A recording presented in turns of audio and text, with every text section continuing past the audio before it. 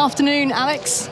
Almost evening. Well, it feels like it's only 20 past 4 in the afternoon, but the way the sun's just starting to sink and we're in for, well, a few hours of, you imagine, quite a bit of action before the close of play today. And you're right, I mean, there were glimmers of hope and promise, weren't there, from McCollum, who got starts, and Sterling and Curtis Campher, who all made it into the 30s. Just being able to keep up those concentration levels for a long period of time and hope that you don't get that best ball from Broad. Well, you just don't want Broad on song like he was in the first innings, because he had that spell where he genuinely looked like he could get a wicket every ball, and Stuart Broad, when he's at his best, he looks like that, and he looks like he can do it against anybody, and I guess you got to get through those tough passages of play, and that's Ireland did it in little patches in their first innings, but not for long enough. And I think Ollie Pope's 200 is a classic example of that. There was at some stages it wasn't very pretty, it didn't look fluent, but he got through that tough passage of play and got through to the other side and then could start playing his shots. So be nice to see the Irish settle in here, be nice to see McCullum and PJ Moore get a start and then see what happens. Yeah, there were some soft dismissals in there in the first innings as well, and that was what was lamented by Ireland's coach Heinrich Milan at the close of play just last night. Gosh, what a lot's happened we've had two days of cricket, not even, and we're already at the stage of Ireland's second innings now. The heavy roller is trundling up and down the pitch. The players have emerged from the shadows of the pavilion out into the bright outfield. So again, good batting conditions. The pitch has had no demons in it whatsoever. It's only a day 2 surface. It's a true surface. But Stuart Broad's got the headband on. He's got the ball in his hand, fresh off a fifer. And his new skills as well, the skills he's been working on with the seam up and that away swing. He still prefers to wobble the ball and look for the nip back, but operating from the pavilion end brought him awful lot of success. And speaking with, saying after that first day that he doesn't need to kind of worry about confidence anymore. He knows he can bowl well. Of course, that sounds like a silly thing to say when he's played as many tests as he has and got as many wickets, but he's old enough and wise enough, isn't he? He knows his game, and I guess he feels energised because of the backing he's got from the captain and the coaches. So you know that you can have a bad game and it's not going to affect your selection, especially for Stuart Broad. He did have that period. He wasn't selected for the West Indies alongside Jimmy Anderson, and we all thought, is this the end? And both of them have got this new lease of life. The field is being set. Bairstow behind the stumps, 3 slips, a leg slip as well for PJ Moore, who's to take the first ball from Stuart Broad. Backward point, we've got an extra cover. Mid on in place, a forward square leg and a fine leg as well. Broad to come over the wicket. Moore is now bent forwards over his bat, tapping it against the ground. Bright sunshine at Lord's, England with a 352-run lead. Broad in then, first ball, and it's down the leg side. And easy for Moore to let go through to Bairstow. Probably the weakest ball Broad has bowled since the start of this match. Well, they'll be saying, I've got my leg slip in play. That was the plan. So there was the catch by Potts, wasn't there? In the first innings. There was, but that one was just a little wayward. A loosener there for Stuart Broad. It was Harry Tector, wasn't it? He was out for a 2-ball duck when he played straight to the hands at leg slip. It's Ollie Pope who's in that position at the moment.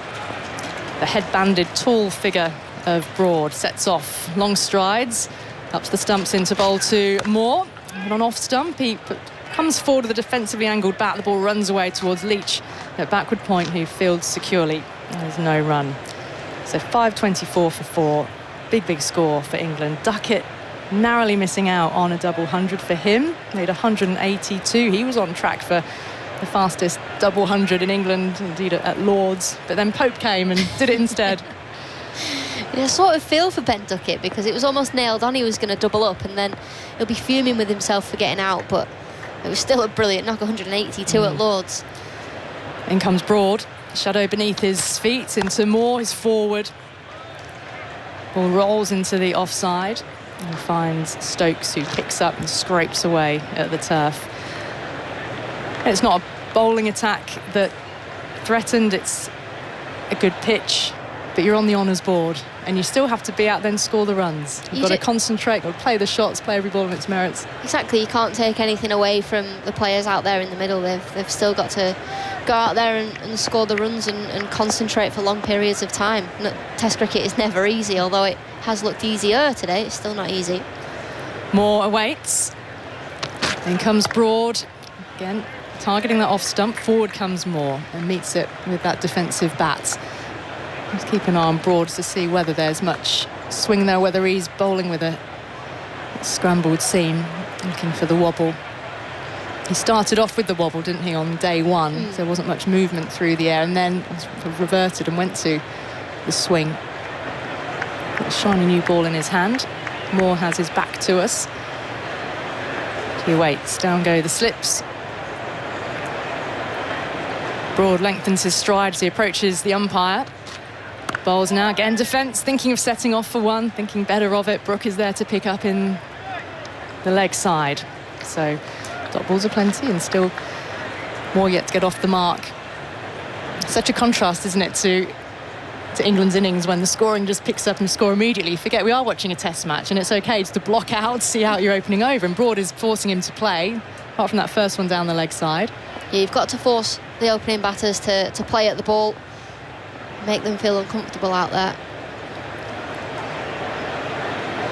Broad in. Healthy crowd in at Lord's watching. As Broad's in forward, fullish delivery. Back up the pitch to ends on that first ball. Tidy over from Broad. He's hitting 80 miles an hour for that last delivery. But Moore and McCullum yet to score. Tell you what I have learned, and this might be a bit of a bold statement, but, you know, it's me, so I'm going to go with it. Do it, Al. Even though Bazball, in inverted commas, is the most entertaining form of Test cricket that we've seen for a very long time, I've learnt today that it's still got to be competitive, because even though England have been scoring at 6 runs and over, it's felt quite boring. So I think you can play whatever brand of cricket you want, but competitive cricket is always going to be the most entertaining. Well, this is why you look at Test cricket around the world and you want more countries to be able to compete at all levels, because if it just becomes a 3-horse race, and if it's England, Australia and India who end up playing each other all the time, it does lose that richness and depth that we delight in with international cricket over 3, 4, 5 days. Because you feel when Ireland go and play the West Indies, that's going to be a more competitive game of Test cricket rather than Ireland versus England, because England are playing so much Test cricket at the minute. Matthew Potts from the nursery end. 3 slips in place. In now, off stump to McCullum. He covers up. Angled out to Pope in the offside, and there's no run. So right on target for Potts first up in the first innings. Matthew Potts taking 2 for 36. Picked up the lower order wickets of Andy McBride and Fionn Hand. Broad doing all the damage to that top order.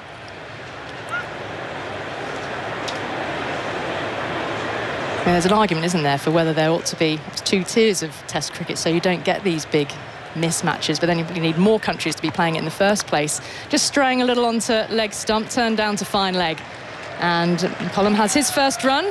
Ireland off the mark, trailing by that whopping 352, now reached 351. Mountain for them to climb. Yeah, and then there's the argument of, well, the teams that play in, let's say, Division 2, they're never going to get much better because they'll never play against the best, and you actually learn a lot when you're playing against the best. Ireland will have learnt so much from this Test match about tactics and things like that, and certain balls, when to bowl them, and you just learn so much more when you're losing. If you keep winning all the time, you know, it becomes repetitive and quite easy. So Ireland will have learnt a lot. So if you do go for that 2 division, how are you going to get those teams that play in Division 2 up to the standard of? Well, is there a case for saying that every Test series should have a test against, say, a lower ranked nation as a warm-up, in effect? Potts is in, straight, strikes him on the pad. An appeal towards the umpire. The appeal dies away very quickly. You look to play that into the leg side. Tell you what would work perfectly for your Irelands, your Afghanistans, your teams like that, the way women play cricket. So you play your 3 ODIs, your 3 T20s, and then a Test match. A multi-format series. Multi-format series, every series. There was a time when I thought the whole of Test cricket would be going in that direction. When you think about how packed the calendar is getting in order to fit, 3, 4, 5 match series in. Setting off quickly for this one, drop and run into the offside defensively. Try the stumps, misses, overthrows here. Broad is having to chase back to the boundary, and they're coming back for another one. The ball, though, will get to the rope for 4. Well, as the captain, Stokes it with the pick-up and the fling at the stumps at the non-striker's end. It was indeed. Well, it's runs in the legs that Broad probably doesn't need that's at this true. stage.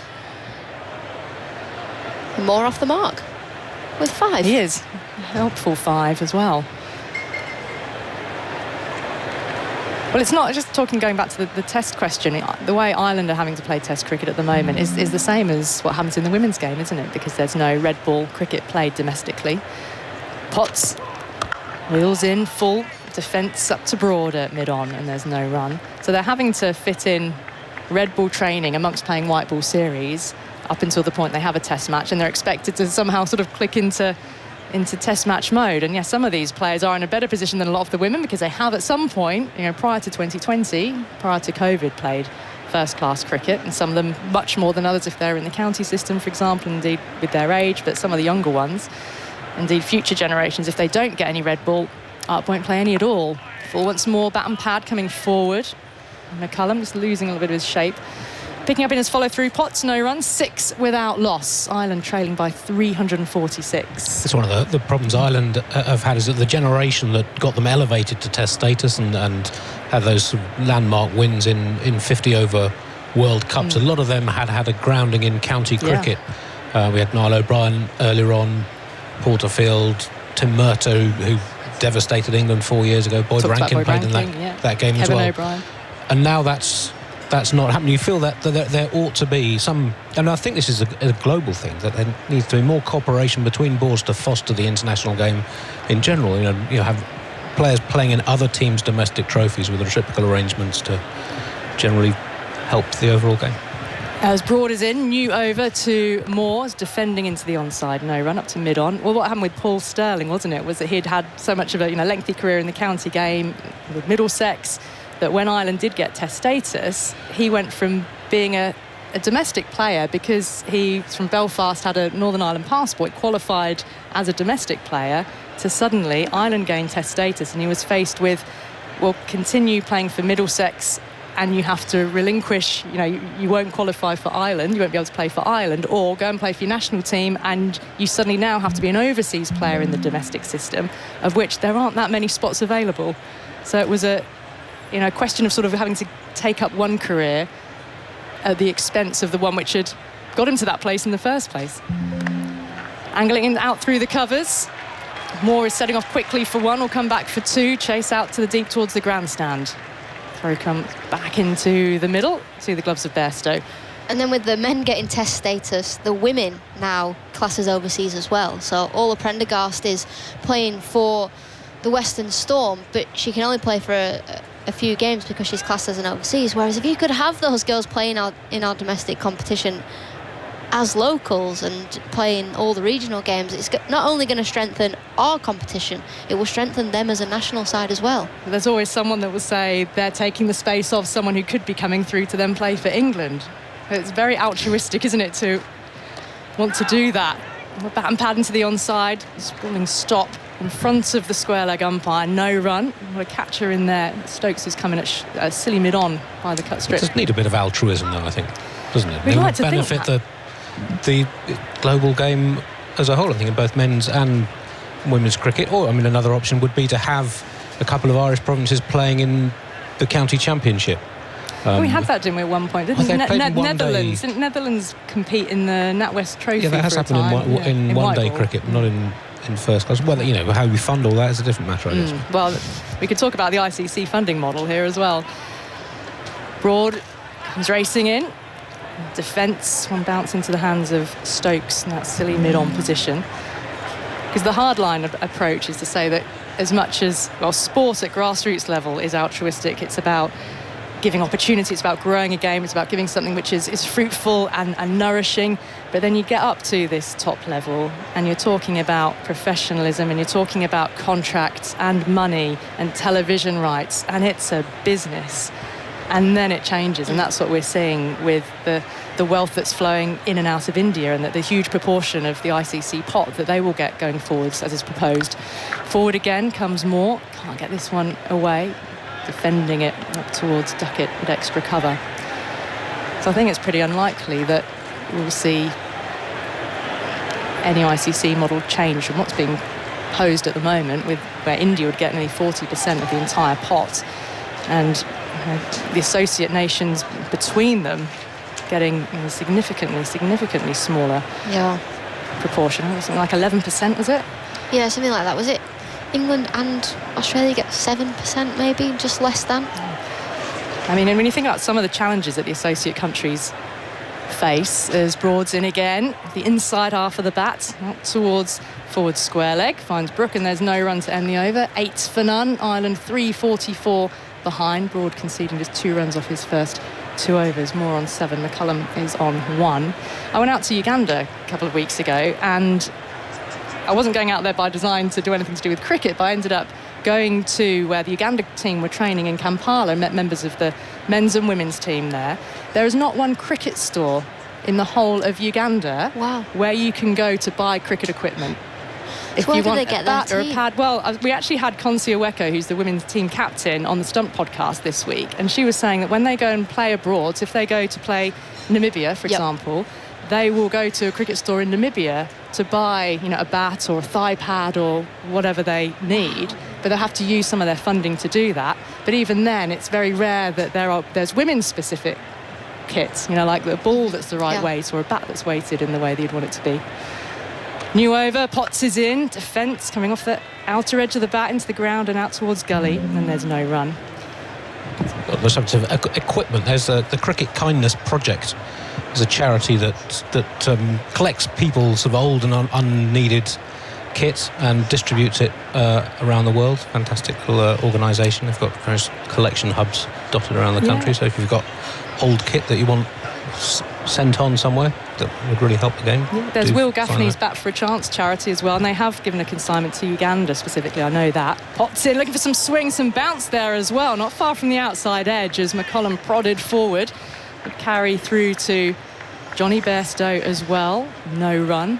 But they also, Uganda rely on a consignment of kit which comes from Bankstown Cricket Club in New South Wales every year as well. That just came about through sort of a personal collection. So I was surprised to see one of their male players training in a New South Wales cap. Sort of, where does that come from? Why the cap? And he said, well, it's kit that we get sent over. So that's a very basic challenge that some associates face.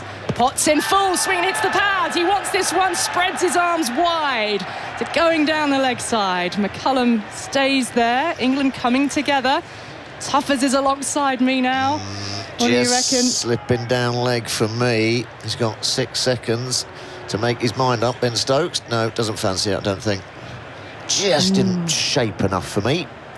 But he is getting a bit of swing. He is. There's some shape there, isn't there, from Potts? He's bowling nice full length. Thudded into the pad. Let's have a little look. It was a vigorous appeal, but maybe just not coming back enough, swinging down. Fancied it. Potsy. He was highly excited. Highly excited. Well, it's been an entertaining day with the bat from England. Cool. And they want to do it now with the ball. Potts races in. Defence from the crease. McCullum, not much footwork there. Batters the ball back down into the pitch. Have you enjoyed the day, Tuffers, watching England bat? I mean, what was your... Yes, sort of. I know what you mean. It's a kind of a sort of, isn't it? Because we were talking earlier about the duels and the battles and the tension, which wasn't there in the innings, but we've witnessed the fastest ever double 100. Absolutely. Here. So absolute pleasure to be here and witness that. But felt a little bit sorry for the Irish bowling attack. I mean, the wickets flattened out a bit. McCullum facing up outside the off stump from Potts this time. He doesn't offer a shot. And there was a chastening day for the bowlers, wasn't it? But Ollie Pope will be absolutely delighted. You never take away a double 100, especially at Lords. Lords. Isn't it? It's there forever. He's on the honours board. Absolutely, I'll have that. Thank you very much. Don't matter who it's against. Pope 205, Duckett 182, just missing out. Just missing out. Just missing out. On 180. Tough, isn't it? Yeah. I suppose he'll be looking at that as well. No, I just felt it was there for the taking, didn't it? 3 slips in place for McCullum as Potts is in. Tight line again, that off stump, bat and pad out towards covers. No run to end the over. 8 without loss, Ireland. And that's the one thing that Ireland have got to think now. Didn't go so well with the bat first innings under favourable conditions. Now they've got to get stuck in and make a better fist of it second time around. Yep. Skies are clear. Sun is out. Tough ask ahead of them though. So 8 runs on the board, still 344 behind. Toughers, you're about to be joined here by Michael McNamee. Yes, a mountain to climb, that is for sure, but there are runs in this pitch. As you say, the sun's been on it for a couple of days now, and it's flat. And there's a few milestones to be made. Someone stick their hand up, get stuck in, get yourself 100. Dead easy. There you Saying go. that, isn't it? There you go. Dead easy. They've just got to try and play every ball on its merits and ignore the stats and the numbers and the mountain standing over them. And enjoy. Go out there and enjoy. Don't feel pressurised by it. As you say, the game's gone. So just go out there and enjoy the atmosphere and try and get yourself a few. It's dead easy. Say it quickly enough. Yeah. So Broad from the pavilion end, 3 slips, 2-leg slips as PJ Moore carves that away beautifully. There you go. Offside for 4 runs. That'll do his confidence no end of good. Absolutely, just stood up tall there. Lovely to say. Anything that's short just sits up and begs, and very easily just sort of leant onto it a bit. Lovely shot. Moore onto 11, McCollum's in 1. If you get a middle of the bat on it, it'll race away. And there's lots of empty space out there. Absolutely. We've been very fortunate with the weather. It's been cold and windy in the morning. There's been a breeze throughout, but for those in the sunshine today, I'm sure the sun cream was required. Oh yes, always get that on. Moore, bat raised, and he lets that one go by, and the ball swings back down the slope after it goes by the stumps. Yeah, I've learnt that at my cost over the years. Oh. Yeah. Slip, slop, slap, as they say. Yeah. You need it in the jungle, do you? Well, no, we had a canopy over us, which was very nice. You never see the sun, do you? No. No. The window here in the Test Match Special Comedy Box has been open all day. And we're peering out down at Stuart Broad pacing his way in and forces Moore on the back foot, pushes that into the offside where it's fielded by Ben Duckett, one of today's Centurions. A man brimming with confidence with the bat at the moment. Looking ahead to the Ashes in 2 weeks' time, start of the Ashes. Always a special summer, isn't it, the Ashes summer? And it'll dominate the sporting headlines with no major absolutely men's football tournament. No. Women's World Cup later in the year. Football. Broad is in, and again, not quite driven with the meat of the bat by Moore. Yes. Pushes it out. There's a little sort of, what's the word? Is it frisson? A frisson. A frisson. A frisson of excitement. Anticipation. May we. Yes, Rodney. I knew where that was going. I knew where that was going before you said it. Yeah. Ah, dear. This time next year, yeah, exactly, we'll be millionaires. I hear the jingle of bells. Is that you? No, sorry. Broad is into Moore.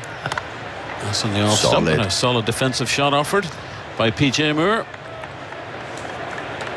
who is averaging sort of 9-10 so far in Test cricket.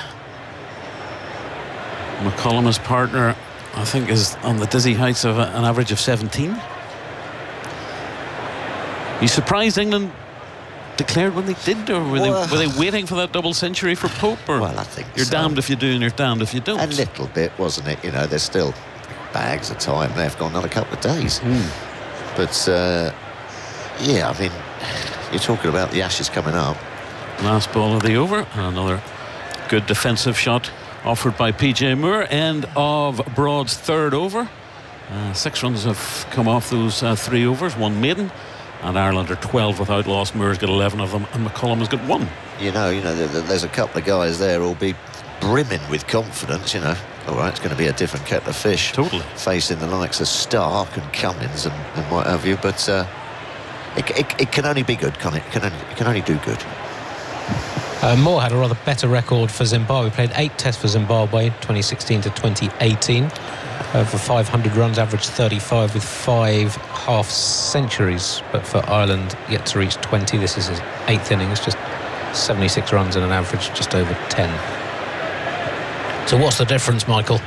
Pitches? I don't know. Just a Shamrock not inspiring him to great heights. Teammates? It's McCullum on strike now, the man who top scored in the first innings with 36. There's the difference. Ireland's top scorer 36. England's top scorer 205. Wow, there you go. There you go. Another indication of the huge disparity between these two teams in red ball cricket. And Ireland don't know when their next test match will be. Don't they? No. Well, What, no one's decided? Or there's a distinct lack of a timetable for them. As Potts is in, running away from us. Played off his pads by McCullum. yeah, that can't be great, can it? You know, it's always nice to sort of have a goal. Well, we had and that set- four-year gap since the last Lord's Test. Then we had 3 around April time. Bangladesh did well. A couple of Sri Lankan heavy defeats. Some large Sri Lankan totals Well, there you go. in the heat of Gaul. I've been there, mate. Tough. Slip, slap, slop there, Tuffers. Absolutely. Not a tree in sight. No canopy, No. nor canapes. Potts is in, a straight delivery. Dug out well by McCullum. Fielded with a man close in on the leg side. Were they both at Gaul? Yeah, Nice spot, though. never been. On the bucket list. Hot. Yes. It's hot, mate. Too hot for you? Absolutely. We used to sit in the swimming pool at Colombo. There's a little swimming pool behind the thing. We used to sit there as we were waiting to go out of bed. You literally get off the air-conditioned coach, and it just starts going off the end of your nose. Drip. Another defensive shot offered. The kit would be a bit soggy when you go into bat. Oh, it's just melting. I'm melting. There's a film quote. Ireland still 12 without loss. Yeah. Heat not quite at Gaul levels here in London, but always good to see the sunshine. And flags are a little bit more benign than they were yesterday. Certainly that was a blowy night last night. Was it? I walked in, yeah, it was. Well, there was a wind blowing. Potts is in, that's outside off stump, clubbed away, lovely shot, driven for 4 by James McCullum. That was nice. Too full from Potts, going for that outswinger, perhaps trying to entice the drive, but got a good piece of that. McCullum, and yeah, absolutely walloped it through extra cover. He moves on to 5. I think that's the best way they've got to play as well. You know, try and be a big expressive. Get yourself Well, to it's there to be hit. yeah, get yourself to 20, and then enjoy yourself a bit. And if it's up there, it's off. And McCullum played a very patient role yesterday, yeah, he did well. with some chaos happening at the other end all around him. Potts is in, and another good press forward by McCullum. That's the end of Potts' third over. No wicket for 10, 1 maiden. And Ireland still trailing by 336. That's just to even avoid an innings defeat. They're 16 without loss. McCullum's on 5, Moores on 11.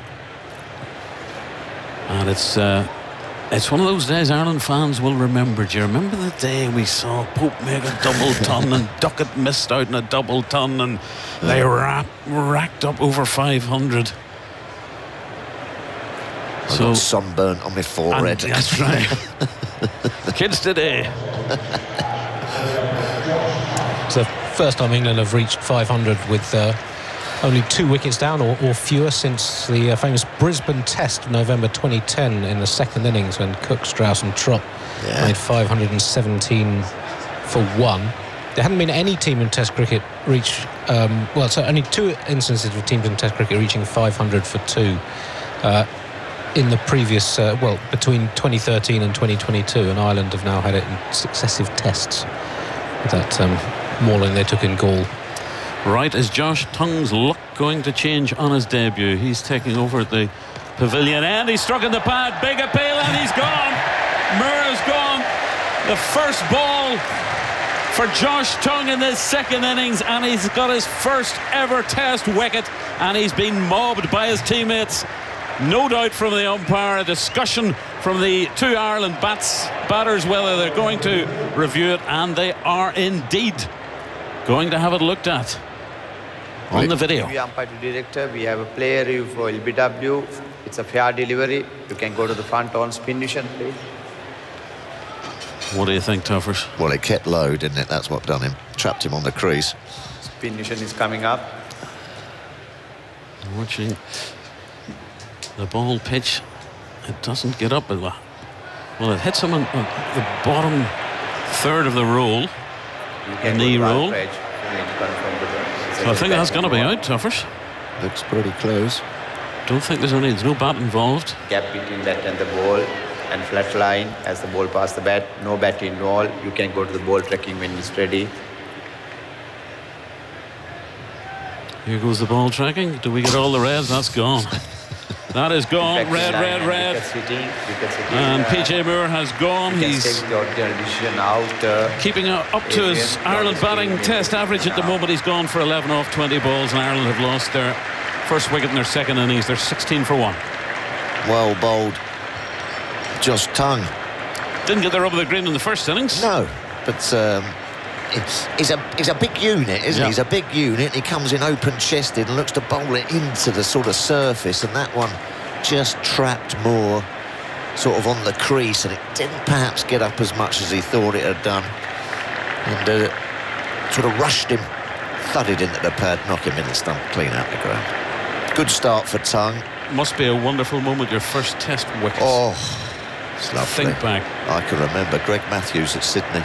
I had a couple that I thought were absolutely dead. Well, I had one in Melbourne, caught behind David Boone to Jack Russell and given not out, and I thought, oh no, I'm never going to get one here. I bowled quite a bit at Sydney, and they were playing all right, and then Greg Matthews hit a full toss straight down Eddie Hemmings's neck, a deep mid-on, and he didn't miss. And I just thought, thank God for that.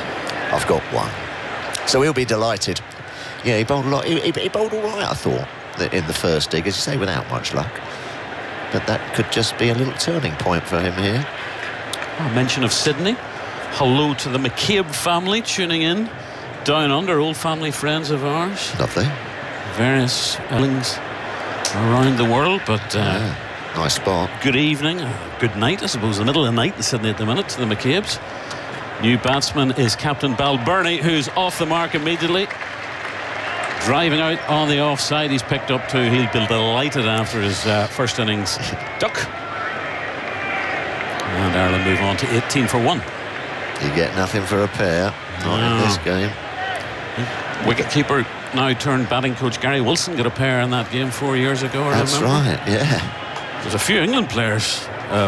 Bairstow there was a got few a pair famously. There was a few knocking about. There were a few ducks that day. Caught not off. And he's onto his computer technology. Yeah.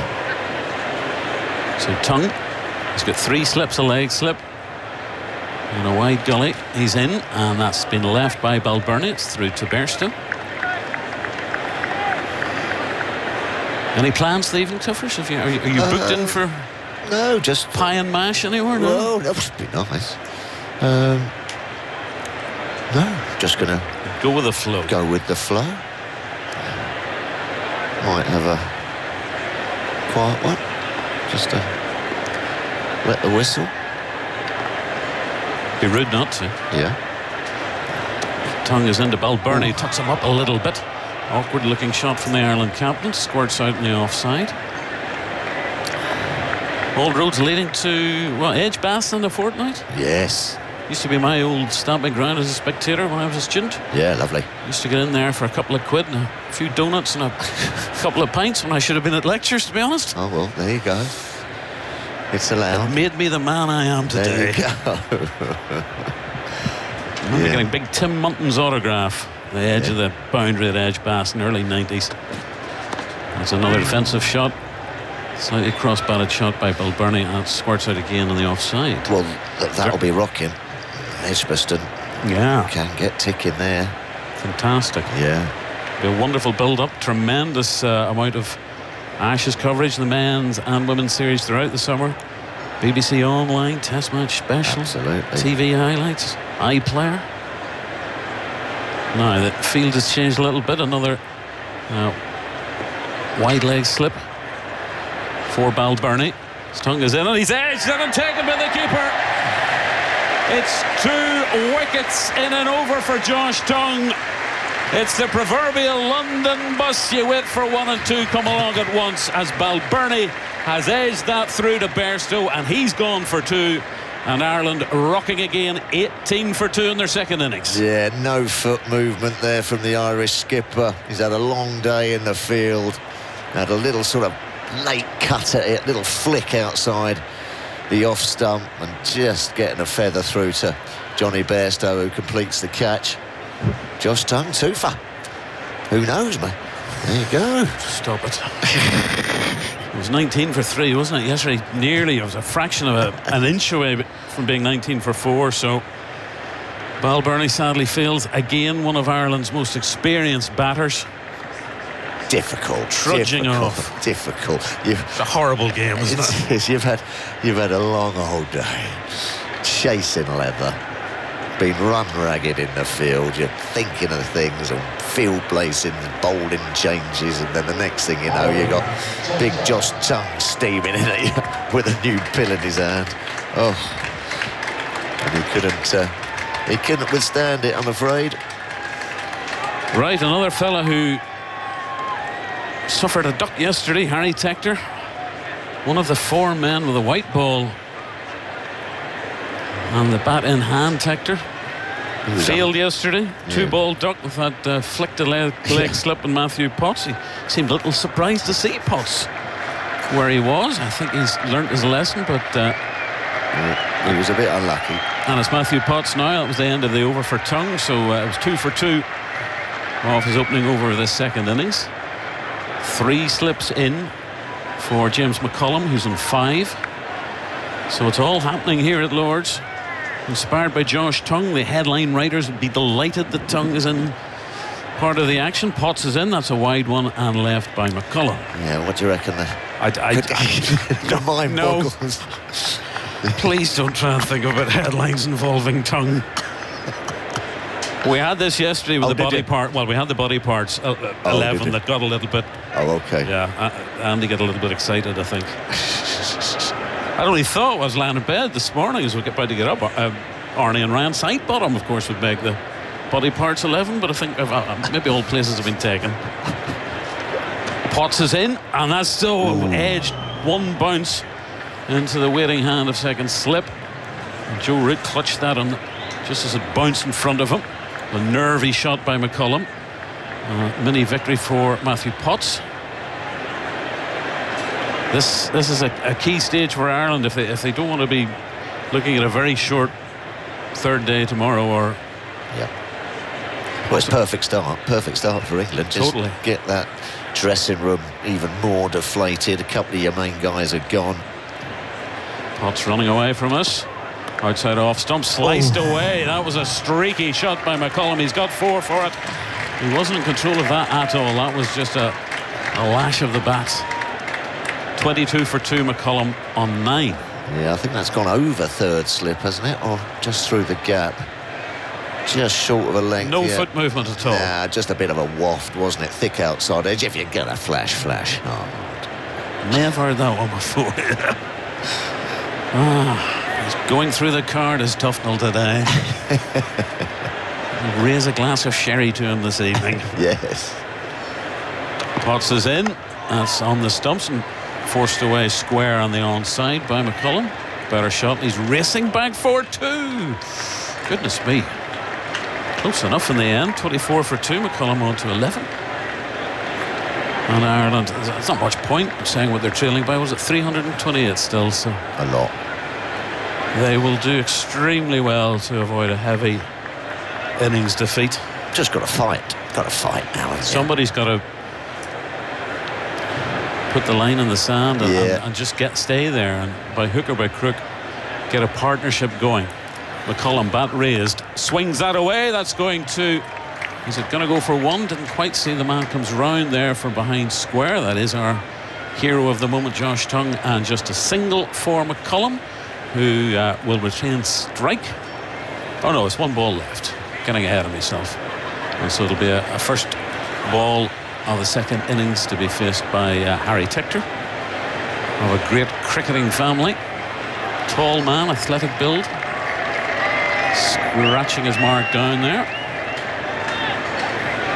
And he again is facing this attacking field of 3 slips, 2-leg slips. And the man square of the wicket. He's moving in front of square now on the offside. And Tector just having a good look round to remind himself exactly where all the threats are in terms of catchers.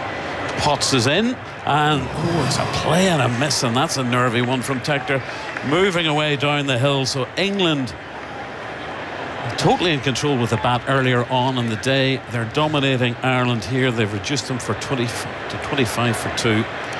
Tector still to get off the mark after that nervy first ball, and McCullum's on 12, and still the lovely evening sunshine is bathing parts of Lords, and a little bit of summery magic as we look ahead to a tremendous summer of cricket. Yeah, it'll be Tongue looking for his 3rd Test wicket. You get greedy, do you? absolutely. He'll be sniffing a Tail is up. An honours board appearance as well. There's a few that are up there today. Right, as an extra slip is added. Further thoughts from Phil Tufnell, and Alison Mitchell is coming in to take over commentary. Yeah, no, perfect start for the England debutant fast bowler. He's got a couple in the bag already. Ali. Good evening to you, Tuffers. Evening. Here is Tongue with his elbow sticking out either side as he bowls outside the off stump through to Bairstow. No shot offered by McCullum. It was Aggar's observation yesterday was that he holds sort of both hands close together right in front of his chest, but quite high up, kind of at like above heart height, you know, right above the badge of the chest, and his elbows therefore sort of sticking out either side, a little bit like little wings as he comes running in towards us. You reckon he reminded him of Pat Cummins? Did you get that?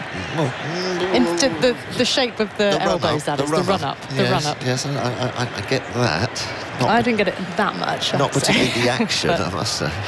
Here is Tongue. And again to McCullum, who's on 12, 3 slips in the gully width. He takes a big slash at it, misses. Threw everything at it, through to Bairstow. Those blue and white gloves of his. Trying to score, eager to try and make any dent in this deficit before the close of play. Yeah, I mean, it's a thankless task, isn't it? You've got huge scoreboard pressure. With that new ball, you've got to just try and do something, haven't you? Scrambled seam being employed by Tongue. Get some nip off the surface. Bright sun shines a shadow of a bird across the outfield as he runs into bowl. Width again outside the off stump, left well alone this time by McCullum. There it goes. I see a little bit of a Pat Cummins in the first couple of strides, but after that, nothing. Action completely different. Chest on, slightly collapse, and sort of looks to push it into the right-hander. If he can make it stand up and go the other way, he will be a handful. I think the Australians and the Indians are all preparing down at Beckenham Cricket Club for the World Test Championship final. Aren't they? Yeah. Tongue buzzles in now. Defence outside the off stump from McCullum. Drops the ball into the turf, and Tongue picks up in his follow-through. Huge flip for him to get his first Test wickets.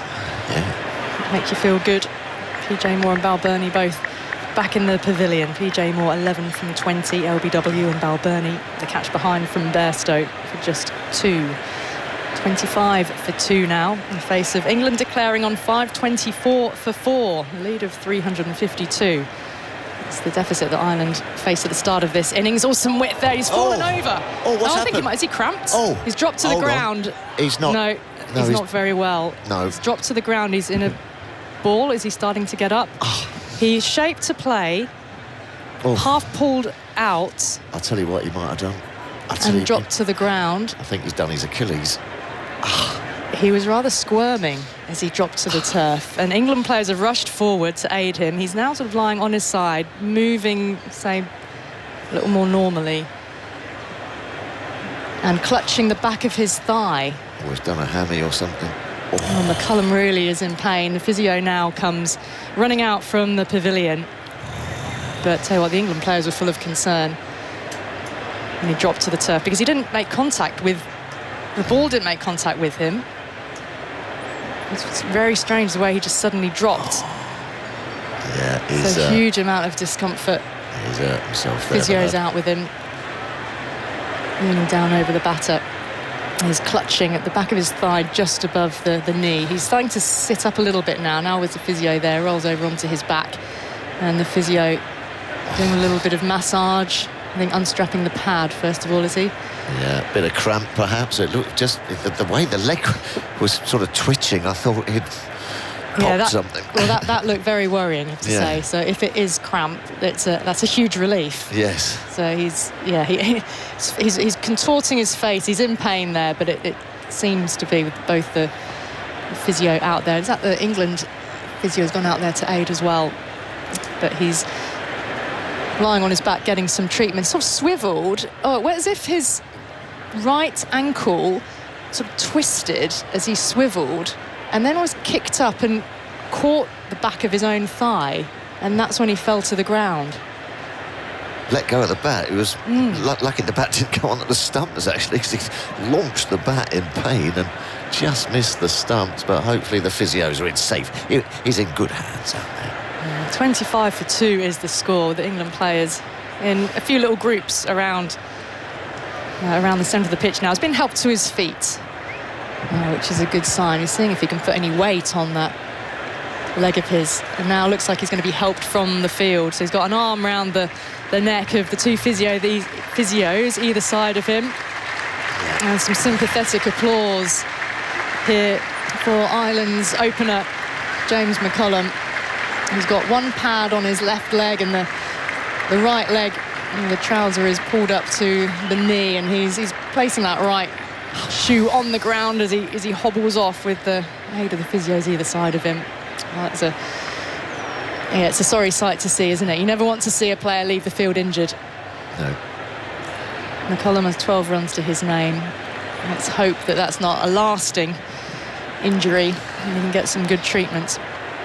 I mean, it's the most difficult job in the world when you've had a tough old day fielding and chasing, and then you've got to go and strap the pads on. Difficult. Just wondering whether his spikes got caught in the ground as he swiveled there, when he sort of saw his ankle roll a little bit, and then it was a strange sort of jump, and the foot then jerked up, and it was sort of contorted in a very awkward way before he then fell to the ground. Well, It's a strange sort of injury, strange way to get injured. hopefully he'll be all right. You're right, it's a big ask, isn't it, for what you talk about with Test cricket, when you only used to ever being in the field for 50 overs at a time. Yeah. Suddenly, you're being asked to stretch things out for a little bit longer. Hot day. I mean, you say hot day, you're talking about the conditions they had in Sri Lanka when they were... I mean, that is sapping heat, extraordinary heat, isn't it? That humidity in Sri Lanka as well when the heat is on. So this, by contrast to what they'd experienced in April, is a lot kinder than that. Well, a bit of a wait now for Ireland's next batter to come out. I think just crossing the threshold down there in front of the pavilion. Well, we wait for Sterling to emerge. It's a Josh Tongue stat for you. 2 wickets in his first over. He's the first England bowler to take 2 wickets in the first over of the first over he's bowled in an innings on this ground since Freddie Truman did so in the second innings against India in 1959. That's a good niche stat. So the second innings, the first over of their second innings at Lord's. First over of any innings. Oh, any innings. innings, So okay, not necessarily the first over of the team innings, but the first over a bowler is bowled bowler's innings. in an innings. The last England bowler to take 2 wickets in his first over was Mark Wood against West Indies in 2019. The last to do so at home, Stuart Broad, in that 8 for 15 spell against Australia in 2015. The last time at Lord's was the great Freddie Truman. How did Graham Swan get in his first in India? That was 2008 on the first over of his debut. His debut, that was yes. first innings as well. And Dravid, one of those. Tendulkar, wasn't it? I think it was. I'm not sure it was Tendulkar. Definitely Dravid. Oh, was it? Yeah. Handy scout. Yeah. Right, McCullum injured and off the field. So Paul Sterling is facing up to Josh Tongue, the debutant, and it's aerial as he fended it into the leg side. Josh Tongue working up a bit of pace, 83 miles per hour. Certainly that first ball was fended away. There was a catcher there in the mid-wicket region, but it dropped comfortably short of him. So 25 for 2 and a bit of drama on the outfield. Was a bit of a drama, wasn't it? That brings the Paul Sterling to the crease, and I think he only plays one way. He's not going to hang about, especially in the situation. He's going to look to put bat on ball. Aggressive, wasn't he, Absolutely. in the first innings? 30 from 35 balls. He attempted to sweep Jack Leach and got the glove, which ballooned up for Bairstow to take the catch. But, comfortable in his surroundings here at Lords for all the time he spent at Middlesex. An absolute stalwart of Ireland cricket. Been playing for... Well, he featured for Ireland in the inaugural not the inaugural T20 World Cup, the T20 World Cup that was here in 2009. He featured for Ireland all the way back then. Potts is going to continue from the nursery end. Just a little bit of a conversation going on with Ben Stokes as to where the field should be exactly. 3 slips. Stokes going to stay as a sort of second leg slip in a gully.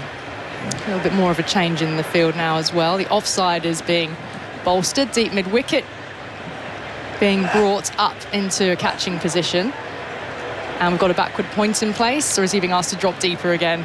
Stokes is orchestrating from a leg gully position. And Michael Vaughan is back alongside me. Good evening to you. Good evening. Here comes Potts in the evening sunshine. It's Tector waiting for him, angled away. Great stop at third slip.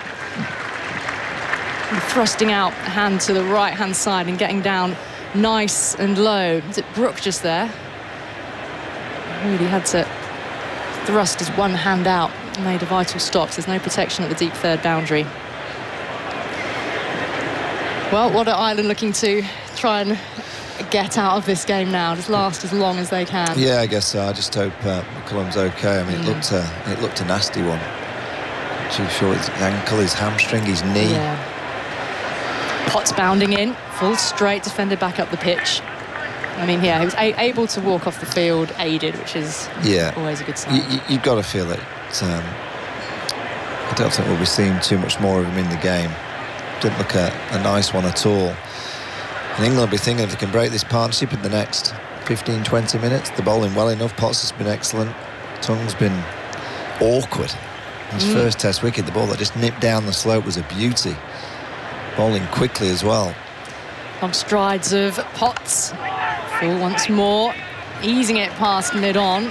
Calls late for a single. Well, they look for a second, no they don't. The throw comes in, gathered by Potts at the non-striker's end. So Sterling is on strike. Yeah, so you've got to think that Ireland are 3 down now. They can get one more quickly. And then maybe another 2 or 3. I really open it up. It's not out of the realms.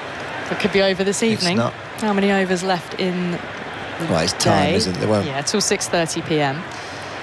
I think That's an hour and a quarter, a little bit more. it's an ask for England to get it done tonight, but they certainly will give it a good go. That's their aggressive approach. Try and win the game quickly. Ireland to stretch it into a day 3. Here goes Potts. Well, I think he just withdrew the hands inside the line. Sterling has gone through to Bairstow.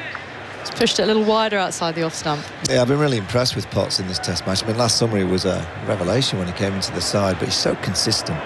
The channels that he bowls, the lengths, he's just quick enough. Always seems to be getting some kind of action on the ball.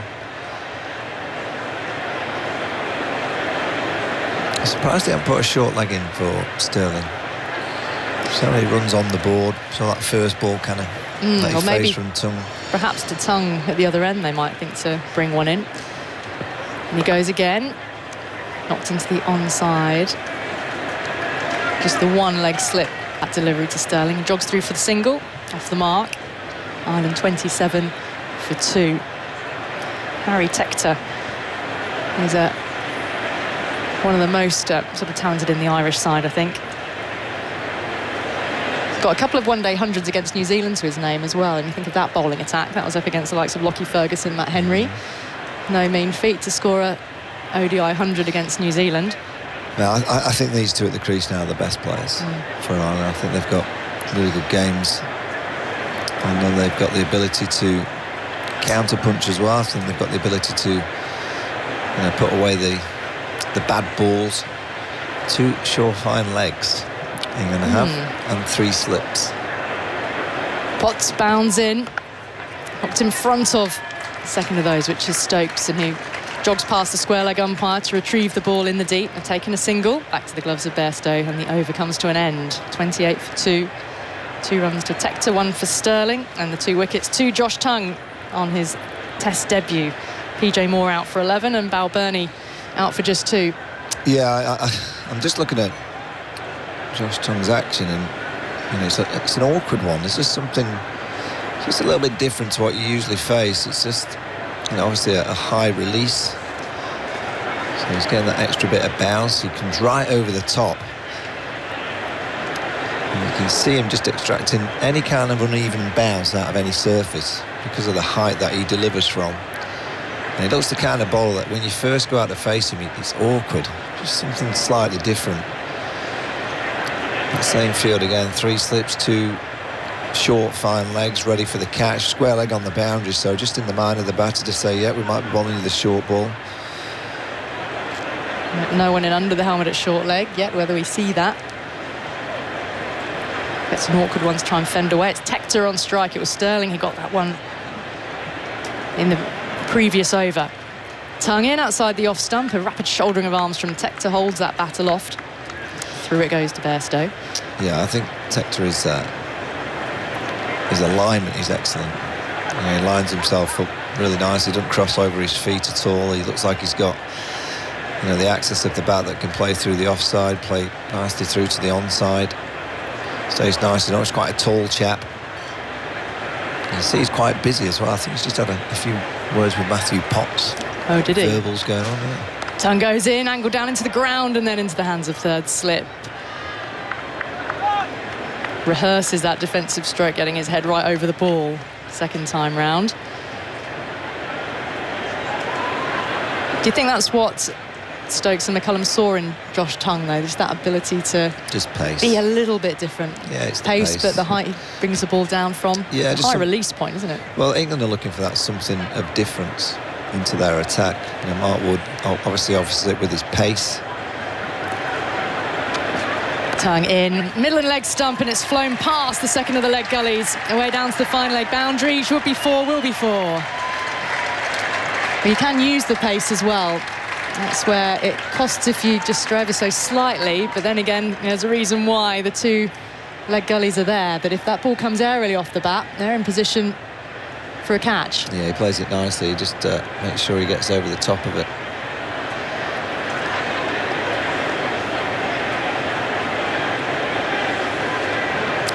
Good hubbub around the ground to watch this evening's session. I wonder if a lot of people took advantage of the £20 tickets to come in for this last couple of hours as well. See if England could wrap up a match. Yeah, it's a glorious evening. Tongue is bounding in. Big shout of no from Tector. He's got him behind the ball, drops into the grounds, into the offside. But this is it's a great opportunity for the Ireland players because the pitch is a good one and the ball won't do a great deal and England will be on the attack. So there's going to be so many scoring opportunities. If you can just stay controlled, keep your emotions intact. There's a score out there for one of the Ireland players, if not a couple. We saw a lot of aggressive shots, didn't we, in the first innings. Defence again to Tongue. And a dot ball. Whether we'll see that sort of similar approach as we get down into the middle order, or whether they'll just think, I've really got to dig in for a while. It won't be long before the spinner comes on, particularly to Sterling. Well, that was when Sterling really started to go big. England will dangle the carrot to Sterling soon with Jack Leach, try and get him. He used to play the sweep shot. We saw a couple of decent ones, and then he got out doing so in the first innings. And now Ben Stokes will offer up these big scoring areas for them against Jack Leach. Tongue's just been held up. He wheeled around with his back to play, ready to bowl. In fact, Tector wasn't ready, so Tongue's had to start again. He's in now, though, up on his toes to shoulder arms, allows that one to pass through to Bairstow. Good pace and carry to end the over. 32 for 2. Ireland a whopping 320 behind. We had double 100 from Pope earlier in the day, 182 from Duckett. England declaring on 5-2-4 for 4. England on the hunt for wickets now to try and get a firm grip to wrap up this game. Aggers is coming in alongside you, Michael. Yeah, and as Alison mentioned, it's a glorious evening. If you're in the sunshine, I think it's quite a hot one. We're in the aircon up here, so we're not too sure. And then, as is usually the case, the pavilion's in the shade. It's a little bit cold over in the balconies of the two teams. Evening, Aggers. They get no sun at all there, do they? No. We've really noticed it in this game with the wind. And then half the ground has sun and the other shade, so it's the mound stand's turn now. It's lovely down there. Squinting perhaps into the sunshine, but certainly won't be complaining. Blues overhead, 19 overs left, and there's of course an extra half hour available, so that's 8 overs that could be added to that. But I think England would have to get another 5 wickets before that can be taken, or 4 perhaps with the injury. And a nasty looking injury too to McCullum, and can't really work out how that happened. He just lost balance and it didn't look very good. Now, how's Sterling going to play? That's the question. We know his natural game. And he's facing Potts, who's sprinting in now, away from us. Bowles and Sterling's 4. That's a wonderful stroke. Classy player, this fellow. He's not just a slogger. And he's stepped perfectly into place there and driven that beautifully through the covers. So as good a shot as we've seen today. Yeah, I think you're right. I think it's as good a technical kind of drive from a right-hander that we've seen all match. Just very simple. Just a little press forward, that front foot. Nice use of the top hand. The elbow nice and high. Effortless. Potts again runs in, bowls to him, and he drives again, this time to the fielder, to do a little more work to get that square. It was a straighter ball from Potts, who does pitch the ball up. Give Potts credit. He will get driven. He bowls at a springy pace. Well, that's been one of the big difference. We talk about the England batting, but the bowling in the last year, they have bowled fuller. Yes. And your pal Stewart admitted. Yeah, he did. To the England side bowling fuller. 36 for 2. Potts kicks up his heels, is on his way, bowls edges down to third slip there, a little bit uncertain with that length. So fortunately for Sterling, the ball bounced comfortably in front of the third slip there. But they are bowling fuller, and to hear Stuart Broad saying, well, they get driven through the covers, that's all right. He wouldn't have said that a couple of years ago. Well, he admitted it. Yeah. So the team's plan a few years ago was to bowl dots, to bowl for attrition, bowl for maidens, and they bowled a little bit shorter than that. Here's Potts, bowls, and that hits Sterling this time, round about the inside thigh and midriff. I'd just love to see a short leg. Just for that ball that nips back, just like that last delivery, just little inside nick onto the thigh pad. Was like a short leg. Square leg going back on the boundary. Just getting into the mind of Paul Sterling to just let him know that a bouncer might be coming. Pigeons are back. It's beyond Potts below us here. There's a few more today, isn't I think there? there are. The original group have brought a few mates with them. Potts runs away from them. Bowles, Sterling's forward again. A checked drive. Stokes is the fielder. Not as many as the Oval, is there? Why is that? Yeah, I don't know. Because the Oval went through that stage of having a bird of prey flying around. That got rid of them for a while. Australia are the grounds of the seagulls, aren't they? They swamp the place. That's the MCG. They come in the numbers there. Oh, yes. Here's another one. Arriving here. Here's Potts. Past umpire Wilson, bowls outside the off stump. It's hammered square for 4. Fractionally short of a length. There was a width there. It allowed Sterling to swing the arms. He's not a tall man by any means. He stood there and blasted that through point. Yeah, that wasn't a half volley. That was just a length delivery, but it was width. Again, beautiful balance from Sterling. Just that, again, the press with that front foot. Fast hand speed through the ball. I suppose England really won't mind to see him playing his shots. No. Might be a bit loose, might make a mistake. Yeah, I think it'll be probably a bit of Jack Leach now from the nursery stand end. Potts has bowled a nice opening spell. Got 6 on the bounce. Nice afternoon, the pigeons, don't they? They just graze around, just having a nibble on the outfield. They like it in that particular place. All together there, 1, 2, 3, 4, 5, 6, 7, 9 of them. Tongue bowling to Tector. And plays the first ball calmly into the leg side. And comes Broad wearing his sun hat rather than that flower pot hat. I like that, the bucket hat. Yeah, I did like it. It seems to be the new outfit, at least the new training outfit. Like Happy Mondays. You a fan of the Happy Mondays? Stone Roses? No. No, do you know who they are? Well, I've heard of them. Yeah. I'm Nice sure I've seen them. band from Manchester. Right, they wear them. Yeah, Bez on the stage. Yeah, he used to wear a bucket hat. Tongue bowls, turned into the leg side. Tector picks up 1. And runs with a smooth outfield. Do you remember Bez? He used to just be the guy on the stage, just dancing with a tambourine. No, I don't think I know them. That's Bez. I wouldn't have had you down as a Happy Monday Stone Roses fan, to be honest. I don't think I've ever heard them. But I might become one. Well, you just never know. You might like it. Always open to new influences. Johnny Bairstow wore one earlier. Here's Tongue bowling to Sterling. Forward he comes. Oh, he's just stood up and driven that square through the offside. And then didn't move. He's had that sort of a day, really, Sterling, whereas everyone else has been chasing leather. The wise old pro has had his long sleever on, and he hasn't moved. But he's a natural, you know. He just looks a natural. I'm sure there's lots that goes through his mind in terms of thinking about the game, and he's very thoughtful. He just makes batting look very, very easy.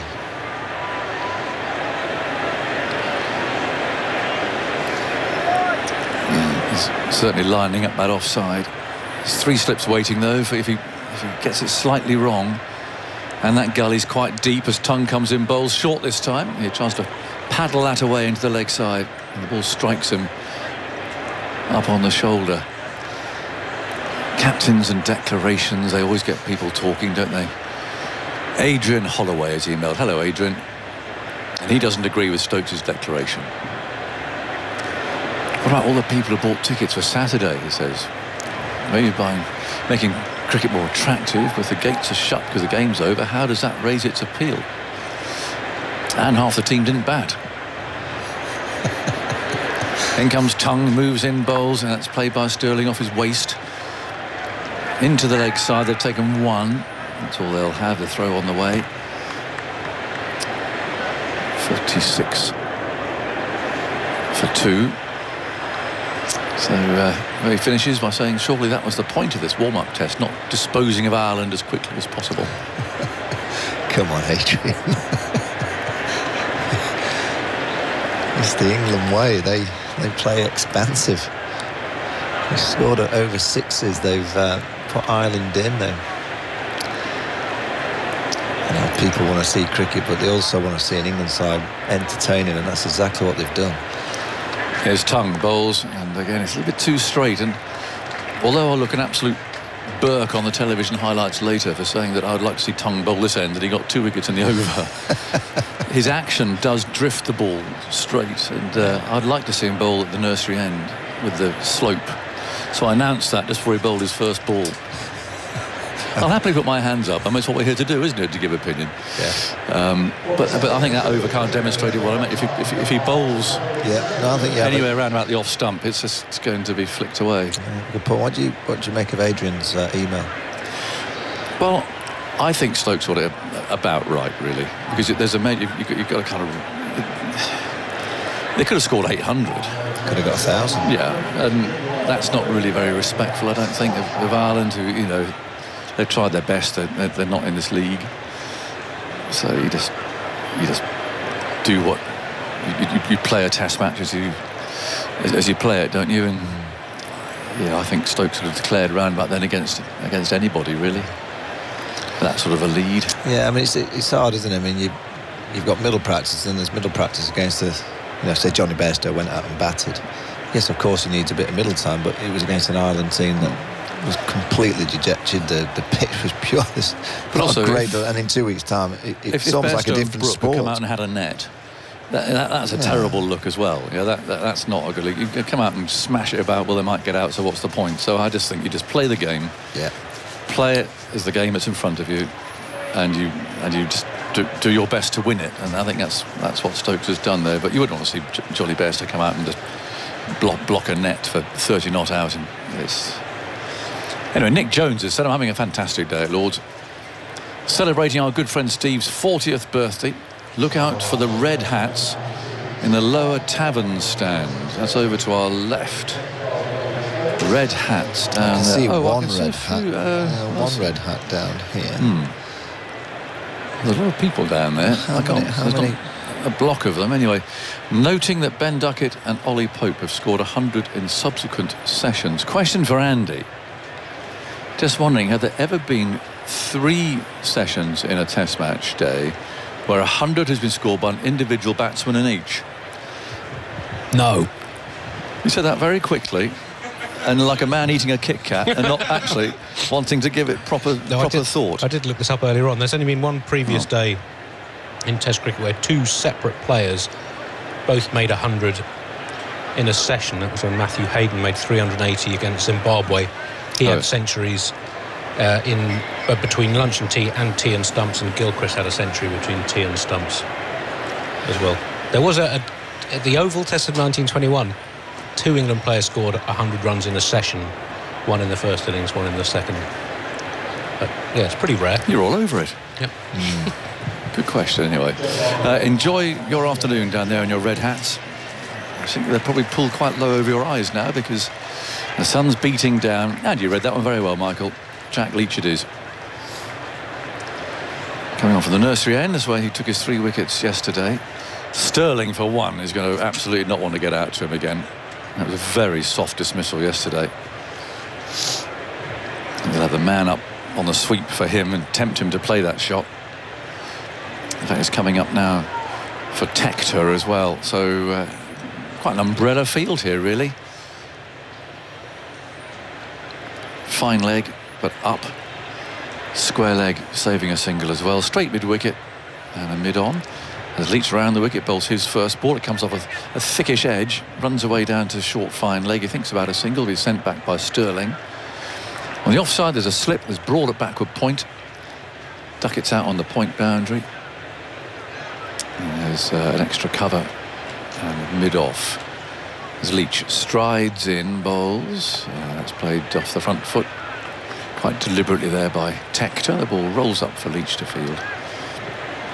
And there's no run. Alistair Cook wisely sitting in the shade. So the sun's beating into our commentary box here. It's Leach bowls. And that got a bit of a tangle. Fired into the leg stump. It was on the back foot trying to work the ball out to mid-wicket. It might have just straightened a little bit.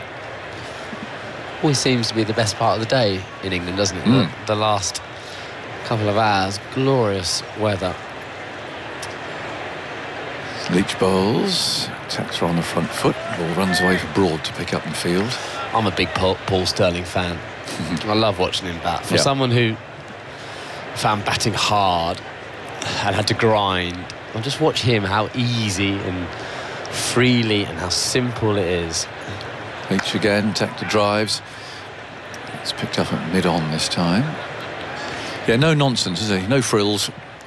He reminds me a little bit of Darren Stevens, when that just almost can't stop hitting boundaries. How many times Darren Stevens against us used to get a boundary as his first ball? Leach again, quite full this time. Tector can drive. Stokes picks up one-handed, throws the ball at Sterling's end. But he's made his ground. Tector's rather stolen the strike there. At least Sterling could possibly think so. 48 for 2. So Ireland are still 304 runs behind. If you're just tuning our way. Double 100 for Pope. Big 100 for Duckett. Root got 50. Evan emails regarding the email from Adrian. There's no pleasing some people. 14 months ago, the whole team would have got a bat and would have emerged with a turgid draw if lucky. Let's take this positive, successful approach and appreciate it. There we go. Thank you, Evan. It certainly has been a dramatic turnaround for sure. Remarkable. And the confidence that's surging through the team, and not many changes really. I mean, there are some obviously who didn't play in Grenada in that final match of that last generation, if you like, but there are a number that were there, and it's the transformation in their mindset that's been quite remarkable, really. Same players, but it's playing in a completely different way. 48 for 2. Tector's on 9, and Tongue, who's taken those 2 wickets, comes in and bowls and is driven into the offside on the bounce to Stokes. And there's no run. We hope McCullum's all right. We haven't heard any news as to what that injury was, but he was trying to get out of the way of a short ball from Tongue and injured his leg somehow. It's hard to see whether it was a hamstring or the back of the knee or somewhere like that, but he was in a lot of discomfort. I don't think it was just cramp. Or ankle? Did he roll his ankle? Yeah. It was something on that leg. 48 for 2. In comes Tongue again, bowls. That's a nice shot. He stood up there and played a very handsome flick off the hip. The ball rolls down the hill to the tavern, down to those red hats down there. And that's a fine shot from Tector. And again, that point I was making about the angle of Tongue, I'd like to see, say, bowl at this end and just see if he can just get the ball to hold up a little bit. You're not letting that go, are you? No, I'm not. I'm defending myself for tonight's highlights. I actually agree with you 100%, but I'm not. I shouldn't have said it because I just love how you just like a dog with a bone on this one. I know. Well, you got to. I agree. I've got to get in there early. I don't mind start. You can start that in, but let's have a look as well this end, because if you can, as you say, with all the angles, the angling in, if he can hold it up and use, and the slope helps him to do that, he can challenge both sides of the bat. Well, here you really only feel from this end with his angle, it's only going to challenge the inside edge. Here he comes again, and he bowls full, driven. Tector not happy with that shot though. Aiming straighter than that, it ended up being a good kick at the ground actually. He's very cross about that shot. It ends up in Broad's hands at mid-on. Tector, is he number 7 in the world in ODI cricket? I think he's 7, isn't he? Certainly in the top 10. But what is interesting, he hasn't used his feet so far. In comes Tongue again, and he bowls short, top edge. Ball flies in the air, and it's gone all the way for 6. Almost hits the television camera below us. It was a completely uncontrolled shot. And Tongue's got a smile on his face. And it goes down in the book as a 6. It doesn't tell you it was a top edge. It could have gone anywhere. It's been retrieved by a steward. It's quite a lively ball, actually, but top edge, 2 men back, so they know that he likes to take on the short ball. And now, is this a fly slip coming down? Yes, we have Crawley coming all the way down to what we call a fly slip. You can think of it as a very fine third man, if you like. So I think Tector here is going to get some hook practice. Another one goes out into the deep. Root comes out of slip. Stokes does this sometimes. And he just goes all in. I'd like a short leg, because I think you've got to cover all your options. I'm not sure you need a mid-on, because then you either, he can ride, if he wants to, he can ride this ball. And he's quite a tall man. 58 for 2. Let's see what happens. Tongue comes in, he's got to bowl it short of a length it is, and he can stand up there and play that into the leg side. So run through this field then, there's no slips anymore. And there's a man in the gully. But we've got Crawley almost directly behind Johnny Bairstow down here on the boundary. Is that a backstop? It's sort of backstop, isn't it? But backstops, I think, are usually for bad wicketkeepers, aren't they? So I don't think you want to go to Johnny Bairstow and say, good as you had a backstop yesterday, Johnny. I don't think that would go down very well. Not if you're anywhere near him. No. There's a fine leg, a long leg just in from the boundary. Here's Tongue bowls, and Tector sways out of the way of a short ball that doesn't go through any particular menace through to Bairstow. It ends the over, 58 for 2. Tector has 19, Sterling has 14, and his Zoltzman's gripping his microphone in a threatening manner, so whatever he has to say. Oh, hang on, I've been told to do another over. Tector is 7th in the ODI rankings after a productive series against Bangladesh that took place in Chelmsford a few weeks ago. Made a very good start to his Test career, 2 50s on debut against Bangladesh, and then a 34 and 42 in the first Test in Gaul, and 18 and 85 in the second. So his first innings duck here was really his first proper failure in Test cricket in his 7th inning. So very, very promising. If you're one of those poker players in a Wild Western Ben Stokes, when he puts everything in, poof, on the table, I'm going all in. That's how he does with his tactics sometimes, like that. It's gone, I mean, the fly slip. You know, you wonder about that because it really is giving the bowler not a lot of alternatives apart from just running in and bowling short. Goes Leach, hits him on the pad, appeal for leg before wicket, he likes it. Umpire Wilson says no. It's one of those around the area where left armers these days can pick up leg before wickets with DRS. Cool, that looked close. It did. This going down leg side, I reckoned, but they're not going to review this. Slightly surprised he hasn't got a short leg. It's only runs to play with. Only one man around the bat. Leach again then, bowls, Sterling turns into the leg side, big gap there at mid-wicket. They put the deep man out quite early there. Stokes does play, he puts men in, men out, moves them here and there.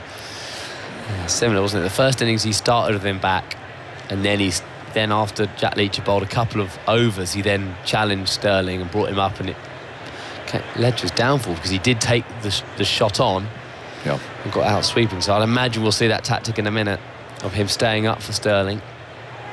The all-round Tector. It's umbrella field. They brought the deep mid-wicket in, saying, come on, let's see how brave you are. It's unlike Ben Stokes to have a deep cover early on. He's normally so aggressive with Jack Leach's field. Leach moves in, bowls. He's gone for that. It's a horrible heave, but he's going to get 4 for it. Absolutely as Stokes wanted there. He's gone for the big hit over the infield. It was uncontrolled. It came off a thick inside edge and went through square leg, not where he was aiming at all. But this is what Stokes is doing, is playing with his mind. He's got 4 for that, 63 for 2. And Leach again moves in, bowls to him, and that's driven out 2 Stokes himself there at mid-off this time. I love all this cat and mouse tactic. Yeah. You know, when captains put them straight back at, it's an easy single, and so come on, make them play the shot. Leach again bowls to him. There's a leading edge this time. Perhaps pitching in a bit of rough outside the leg stump there as Tector tried to turn that away to mid-wicket. The only thing about that, because of the number of much white ball cricket we play, that running down, hitting over the top is an easy option. Leach again, studiously played by Tector. And it ends the over at 63 for 2. Tector 23, Sterling has 15. You're going to be joined by Michael McNamee after some... it's Isha, sorry. There we go. After thoughts of you, Alistair. Yeah, a bit of chaos in here. As Mounty moves the wrong sheet of paper, throws away in disgust. Yeah, but so I was talking about having the men up, liking the men up, but with the amount of T20 cricket played and the amount the guys practice running down, hitting over the top, they're very comfortable doing it. So it's not seem a risky shot anymore. That's why captains tend to put the man back a lot earlier than they used to. So Ben Stokes is brave with Jack Leach. Good afternoon. Good evening. You're back. I'm back. You've been here, then, I've everywhere returned. today. I have Josh Tongue in then, bowling from the pavilion end to Sterling, who moves out the way of that one. He just shuffles to the offside, a short ball that he just lets go underneath the armpit through to Johnny Bairstow. There's 3 men back on the leg side. There's a man at sort of a long leg who's about 20 metres off the boundary. There's a square leg, a deep square leg, a short mid-wicket and a wide-ish mid-on. Stuart Broad's just being asked to shift over to extra cover. A point in position as well as Tongue is in past the stumps to Sterling, who again lets it go past him, past the hip, down the leg side. Bright sunshine here at the home of cricket. And a nice gentle breeze as well, and there's a really nice atmosphere around the ground. People over to our right in the grandstand in amongst the shade now, and over to our left in the sunshine in the mound stand in the tavern. Glorious day to watch some cricket as Sterling taps his bat down gently. Tongue nearly, he does get something on it, through to the keeper. Johnny Bairstow celebrating. Paul Stirling looking to shift across again, and was there a bit of glove through to the keeper?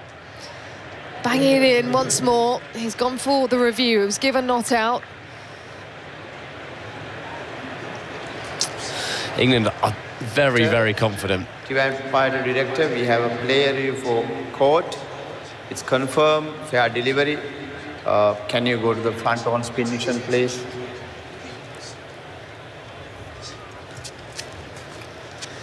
Nice and slow. The voice of Kumar Dharmasena, the third umpire. 3 short balls in a row. We're just having a look. Was there any Can you go to the ultra edge, please? glove involved? Okay, no problem. If you can get me the reverse angle, would have been better before the ultra edge. Yeah. Doesn't look like bat, but is there glove? As Stirling shimmies out the way. Close the ball is close to the glove. Would like to see the ultra edge when it's ready. And fends at the ball towards the leg side. Okay. Waiting for the ultra edge. Josh Tongue was pretty much celebrating immediately. So Leicester's giving it out. I think it's just clipped Paul Stirling's glove. Yeah, confirmation with the ultra edge. Can you rock back, please? Can you rock back? No. Move back. Move back. Yes. I would like to see any gap between bat and the ball. Just move forward slowly. Yeah. There is a spike as the ball passed the bat glove. I'm satisfied.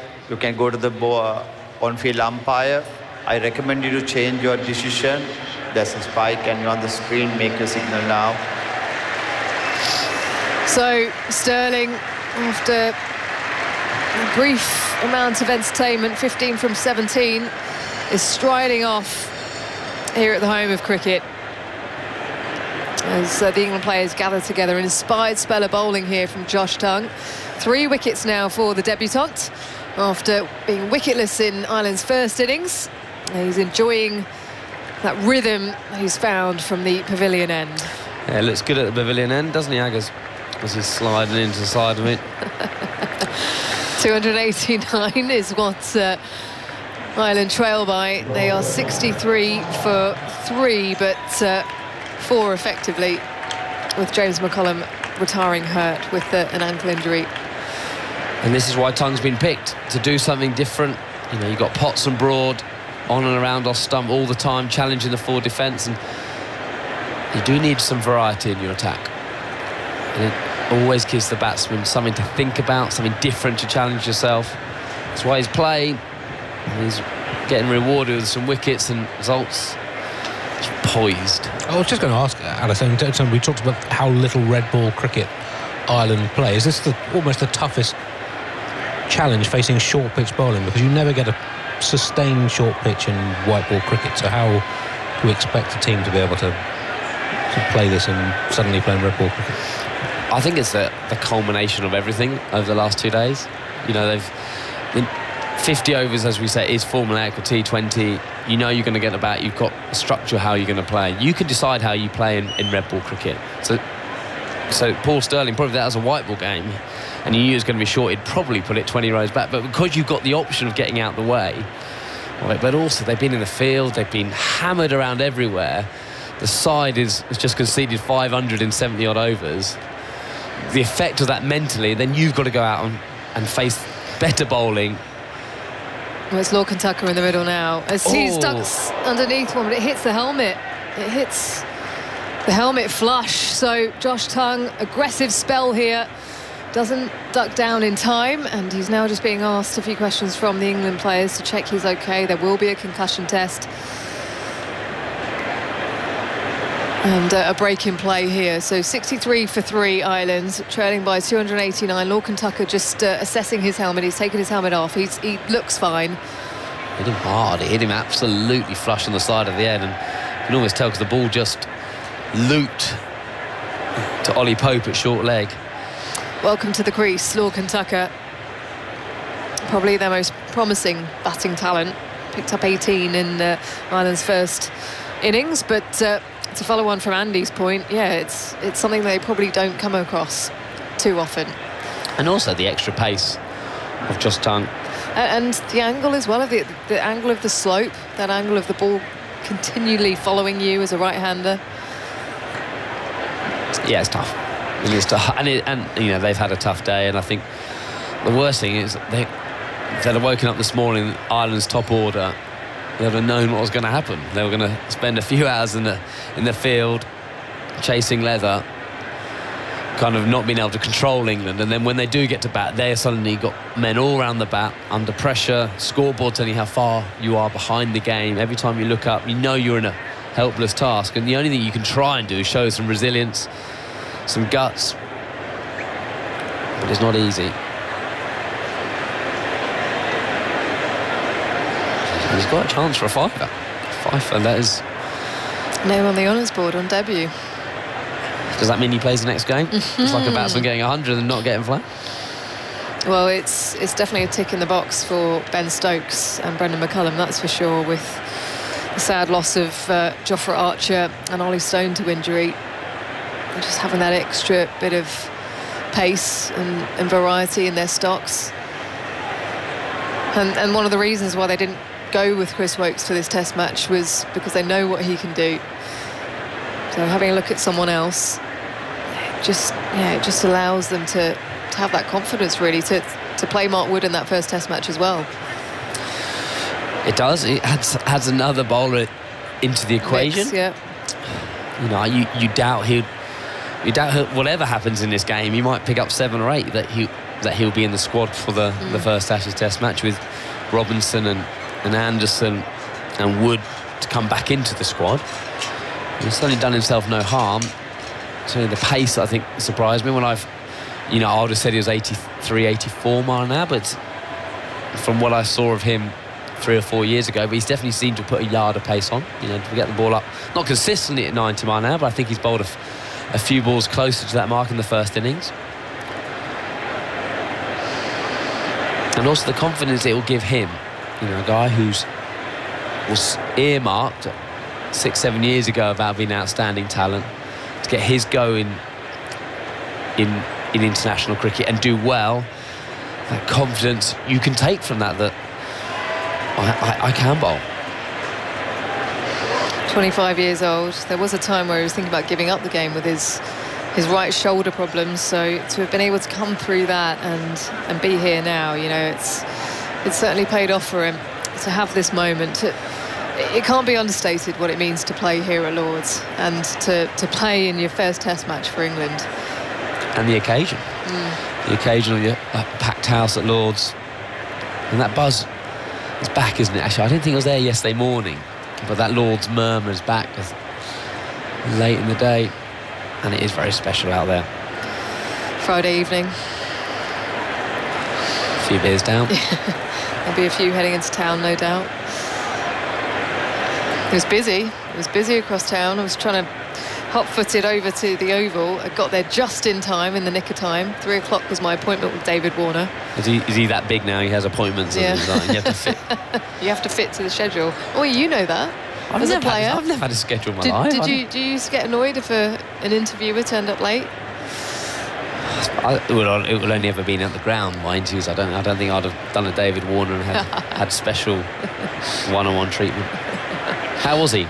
He was good. He was actually pretty jovial, as I've seen from him actually in the last couple of years, really. Certainly down in Australia, and as he heads to the twilight of his career, this will be his last Ashes series in England. Commentary continues on BBC Sounds and 5 Sports Extra, but Radio 4 long wave listeners are leaving us briefly for the shipping forecast. As we have a break in play here at Lord's, 63 for 3, Textor 23. Tucker has just come in, struck on the helmet. First ball by Josh Tongue, who's picked up 3 for in Ireland's second innings. 3 for 23 inside 6 overs. But yeah, I saw a few of the Australian players. They're doing all their photos and their commitments ahead of the Test Championship, which starts next Wednesday against India. The Test Championship final, which will be covered on Test Match Special, every ball. Did you mention Stuart Broad to him? No, why would I do that? Well, I don't know. Were you brave enough to? That's Of course. He's the sort of person these days who will answer questions. tough questions, and What did he he was say? actually quite philosophical about everything that he said. We'll have to wait and see. And when can I hear this masterpiece? Well, there's a couple of answers in the highlights show tonight at 7 o'clock on iPlayer, BBC Two. And I think the full interview will be played out ahead of the Test Championships, maybe a bit later, as Tongue pushes forwards. He's ready to go. Lorcan Tucker is fine. And another short one, which he misses. Well, probably to be expected. He's explored halfway down the pitch quite a lot in this spell. Josh Tongue. Got some good news. I think, well, not good news, but it was his ankle. It was a badly twisted ankle, and I think he's going for some scans. So we won't know the extent, James McCullum. the extent of the damage, apparently, until the I mean, scans. it looks bad. Oh, it sounded bad to me as well. 3 men in the deep on the leg side for Tucker as he goes short again. He keeps it down, though. Tucker, as he plays it into the ground. The ball shot out to deep square. He's off the mark then. 64 for 3, trail by 288 at the end of the over, and he's just whipped off his helmet again. Lorcan Tucker just assessing the damage. Yeah, you can hear that David Warner interview on 5 Live Cricket on Monday night and on TMS during the World Test Championship final. I think I'm on that 5 Live Cricket. Oh, there you go. Okay. I mean, there'll be a lot of things that he talks about that you can probably relate to as a test opener, and you know, I guess you do have to be quite pragmatic at the top of the order. You might get a good ball, and you have to accept that on many occasions. Well, it is the hardest job in cricket, and I'm always going to say that. Face the best bowlers when they're fresh with a new ball. So if there are good balls hanging around, flying around, your name will be often on a couple of them. You just hope it's your day, and when it's your day, you get to cash in. But as an opening batsman, you get the great chance of setting the tone and influence the game before anyone else has.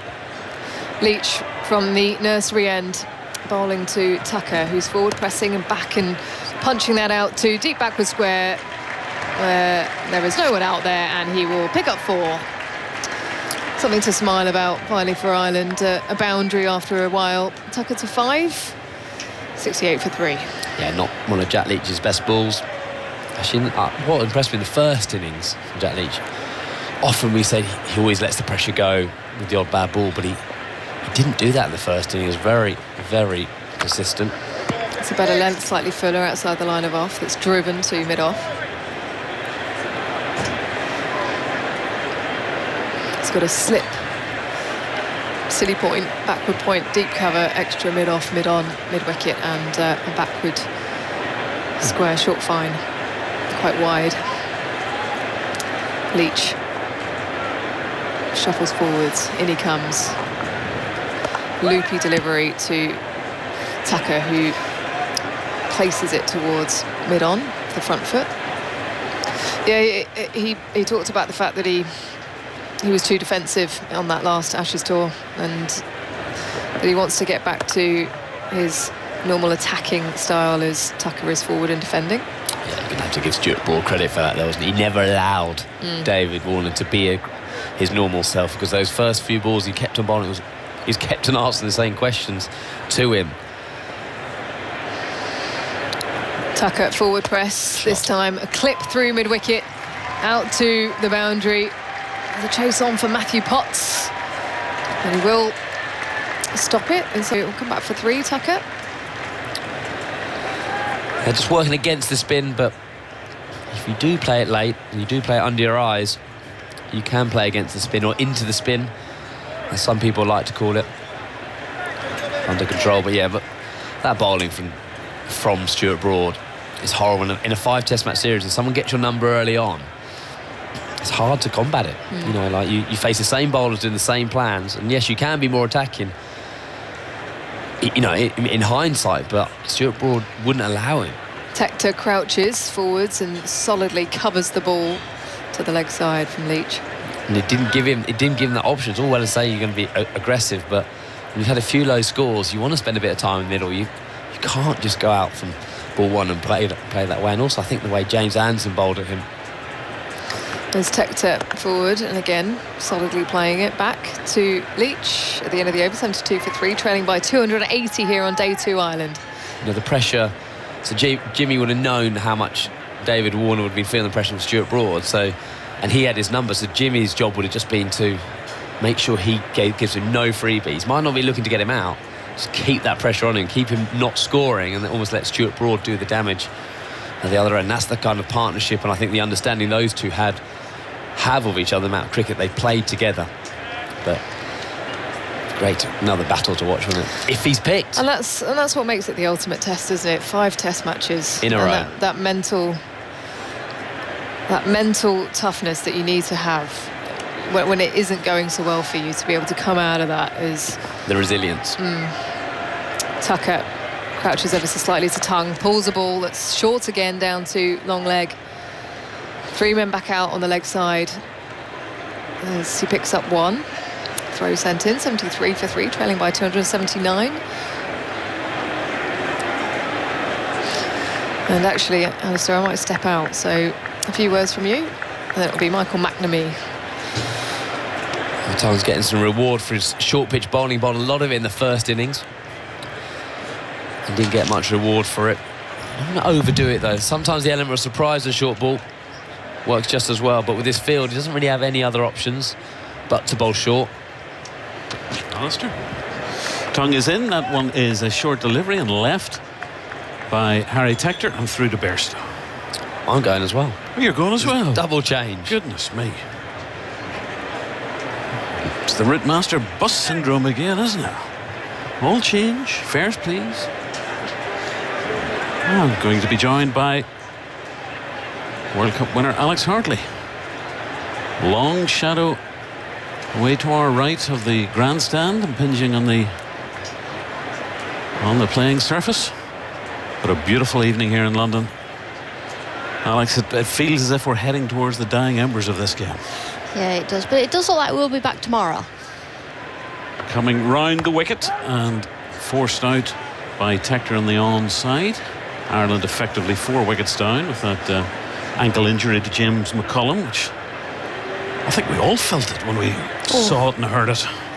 You just knew straight away it wasn't great. You always tell by an athlete when they go down, if they wave straight away, you know it's problematic. And if you're really hurt, you don't tend to writhe about like the footballers, do you? Tongue is in, he's done very well. And that's down the leg side and a diving take by Johnny Bairstow. Even the footballers, you know when they're really hurt. You can just tell. Well, they do like a dive. That's why I don't watch football anymore. Right. It just annoys me. Every 2 seconds they stop and play. What about further down the leagues? Is it not a bit more honest in inverted commas? Yeah, women's Your local football team? as well. Women's football's great. They don't dive around as much. Been a tremendous couple of years for Northern Ireland and Republic of Ireland women's teams. That's another ball down the leg side. A very deliberate tactic by Tongue, who's taken 3 for 25 in this second innings. And we wish James McCullum well in his recovery. That's going to be a concern how serious that injury is, or whether he will be fit for all these white ball qualifying matches coming up for Ireland. Man coming in off the boundary. Mid-wicket, he's moving square on the onside. And it's Tector with bat raised. As Tongue again is looking for him to deflect the ball up into the air on the onside, but a little bit of kidology, a footer ball on the off stump. Played defensively by Tector. He's on 23, Tucker's on 9. Ireland 73 for 3, effectively 73 for 4. Lorcan Tucker occupies a unique place in the history of Anglo-Irish Test cricket, which is only 2 games old. That's a nice build-up, Andy, yes. He's the only wicket-keeper to have scored a run. Poor old Gary. Well, yes. Gary Wilson and Johnny Bairstow both made pairs. The only test in Test history in which both keepers have had pairs. Fantastic. And Bairstow, again, runless in this game, although it'll be for rather different reasons. He didn't actually bat. So Tucker's out on his own, 18 and 9 not out. 27 runs ahead of the next highest scoring keeper in England-Ireland Test cricket. Good man, Lorcan. Fair play to you, sir. Gary Wilson now part of the Ireland coaching team. And it'll be Jack Leach. No wicket for 14 off his 3 overs so far. And he's into bowl 2. The aforementioned Tucker, who deflects that square of the wicket in the onside. Lots of chirping. You like a chirpy wicket-keeper, do you, Alex? I do, actually, because they sometimes come out with some absolute gold. They'll have that nugget, and we can talk about it then for 10-15 minutes. Some creativity, not just sort of sly abuse. I kept wicket a bit. I used to try and make the batsman laugh. Leach is in, and Tucker's forward. My favourite bit of wicket keeping was Tim Payne asking Rishabh Pant if he'd babysit his kids. And Rishabh Pant actually went and babysat Tim Payne's kids. Brilliant. I thought that was a brilliant bit of wicket keeping. Leach is in, and again, textbook defensive shot offered by Lorcan Tucker. Here we are, coming up to 6:10. 3 wickets down. Big day for Duckett and Pope with the bat for England, and nicely flicked away by Tucker off his pads, and that'll race to the boundary up the hill in front of the grandstand, and welcome relief for Lorcan Tucker. He's on to 13 in Ireland 77. Yeah, nice little shot there from Tucker, slightly too full from Jack Leach, angling down the leg side, and just flicks it into the onside for 4 up the hill. Just 6 inches further back. Would have been a great delivery. Leach is in. Textbook delivery and a textbook defensive shot. Did you enjoy playing here? It's a really tough question to answer. Obviously, playing at Lords is an amazing privilege. Leach is in once more. He's got a slip. And another determined defensive wall presented by Tucker. And I've always dreamt of playing cricket at Lords, and to play in a World Cup final here was amazing, and then played here last year during the 100 as well. I found it an incredibly frustrating place to play cricket, because the day before when you're training, you can't, all the doors are locked in the pavilion, you can't get out. Couldn't find the way out. It took me 10 minutes to get out of the pavilion. I had to go round the back and round the side, and you're not allowed to drag your bag across the outfield to go all the way to the nursery ground for the net, so you're carrying your bag and they're heavy, and it just got this loyalty about it I don't think it really needs. There's no need for all the doors to be locked. I couldn't get out. Jack Leach, 4 overs, no wicket for 18. Were they locked for everyone else or just for you, Alex? Well, that I'm not sure about, but honestly, I was late for my net session, and the head coach was like, "Where have you been?" I was like, stuck in the pavilion. I've never been here before. Was it David Steele in the 70s who couldn't find his way onto the pitch? Tongue is in. Flicked away behind square by Tector. That'll be 1 run added to the total. Well, at least that's progress, I guess. They used to lock the doors to stop women getting in. Well, that's stop them getting out. I tell you, I wasn't allowed in last week, though. They didn't let me in. I was doing some filming for Sky, and I was coming around and I needed the toilet. So I said, "Can I just nip in here? Go for a quick wee?" And security guard looks at me, Middlesex are playing, he goes, "Not dressed like that." I thought, I've got my best outfit on. Turns out because I had a pair of trainers. Goodness. Extra man added to the defensive ring on the onside for Tucker, who just forces it down on the offside. There's a man back in the boundary at fine leg. Another one wider, 2/3 of the way back. A man on the boundary on the square as well. 2 inside the circle in the onside and a mid-on. And just 2 men on the offside, and then there's that sort of backstop. And there's been much discussion. A short pitch ball swung away down by Tucker for a single behind square. I just lost that for a moment. It's getting to that time of day, though, isn't it? I struggle this time of day to see where the ball's gone. Yeah. You have to. I just find myself looking at the fielders and see who's moving. Yes. See, you've done this more often than I have, Alex. If in doubt, you're on the radio, you can make it up. Oh, don't. We never make it up. I've made plenty of mistakes, but they're all my own. There's a man in a catching position now on the onside as Tector ducks and just sways out of that one. Not a clean take by Bairstow. A reminder today at the Test is on BBC Two this evening from 7 o'clock to 50 minutes time, and of course you can watch it at your leisure on the iPlayer, and we'll have a TMS podcast available shortly after play. That's some BBC Sounds rounding up all the talking points of the second day of this one-off Test. And Ireland are 79 for 3, effectively 79 for 4, and Tongue is in. He's taken all the wickets to fall so far today for England, and Tector was on his tippy toes, forcing that back defensively to mid-on. I think he's bowled really well today, Josh Tongue. Bowled quick. He looks like he's bowling better lengths, more challenging lengths.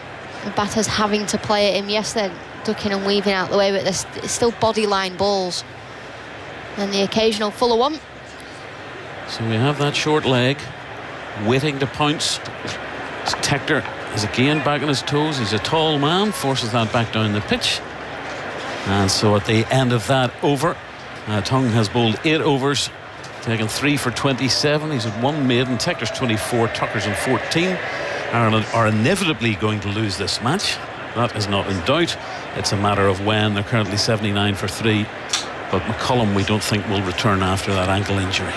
No, we don't think so. Didn't look a good one. And the way Ben Stokes has just tapped Tongue on the back, you would expect him to have a spell there. Tongue into contention as an option for the Ashes summer? I think I don't think he'd be here if he wasn't in contention. I think definitely. We spoke about Mark Wood won't play all 5 Test matches, and can he step in and play that role that Mark Wood would? Mark Woodward. Obviously no Jofra Archer either. That reoccurring elbow problem. You felt for Archer, didn't you, when that news came out? Yeah. Awful for him. I guess from an England perspective, though, you can't miss what you've not got. Leach continuing from the nursery end, driven by Tucker and taken by the bowler himself. They've not had Jofra Archer for a long period of time now, so yes, he's a brilliant player. We all want to see him back, but from England's point of view, because they've not had him for so long, they're not necessarily not missing him right now. Leach wide of the crease, and that one he beats the batsman completely. All ends up Lorcan Tucker. I think he was waiting to hear that death rattle, and somehow the ball just missed the stumps. It's a peach from Jack Leach. A peach from Leach. Ball turning away from the right-hander.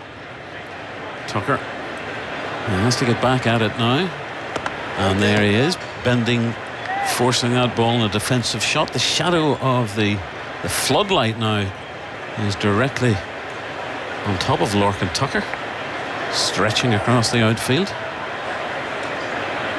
So Leach is in, and Tucker is down defensively once more. He will want to be not out overnight if he can at all help it. And he's currently on 14, developing as a wicketkeeper batsman. And another man comes in for the drive on the offside. So there's a ring of 3 there, waiting for the ball to be popped up to them. Leach is in, and that's forced away on the onside by Tucker, where it's fielded by Ollie Pope.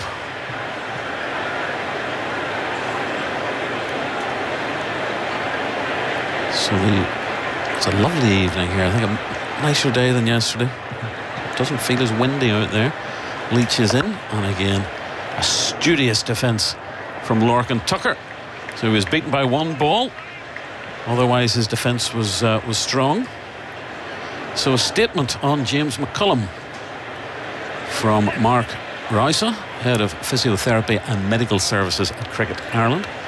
Looking at the initial footage, James suffered a high-velocity ankle injury as he landed on a twisted ankle at the crease.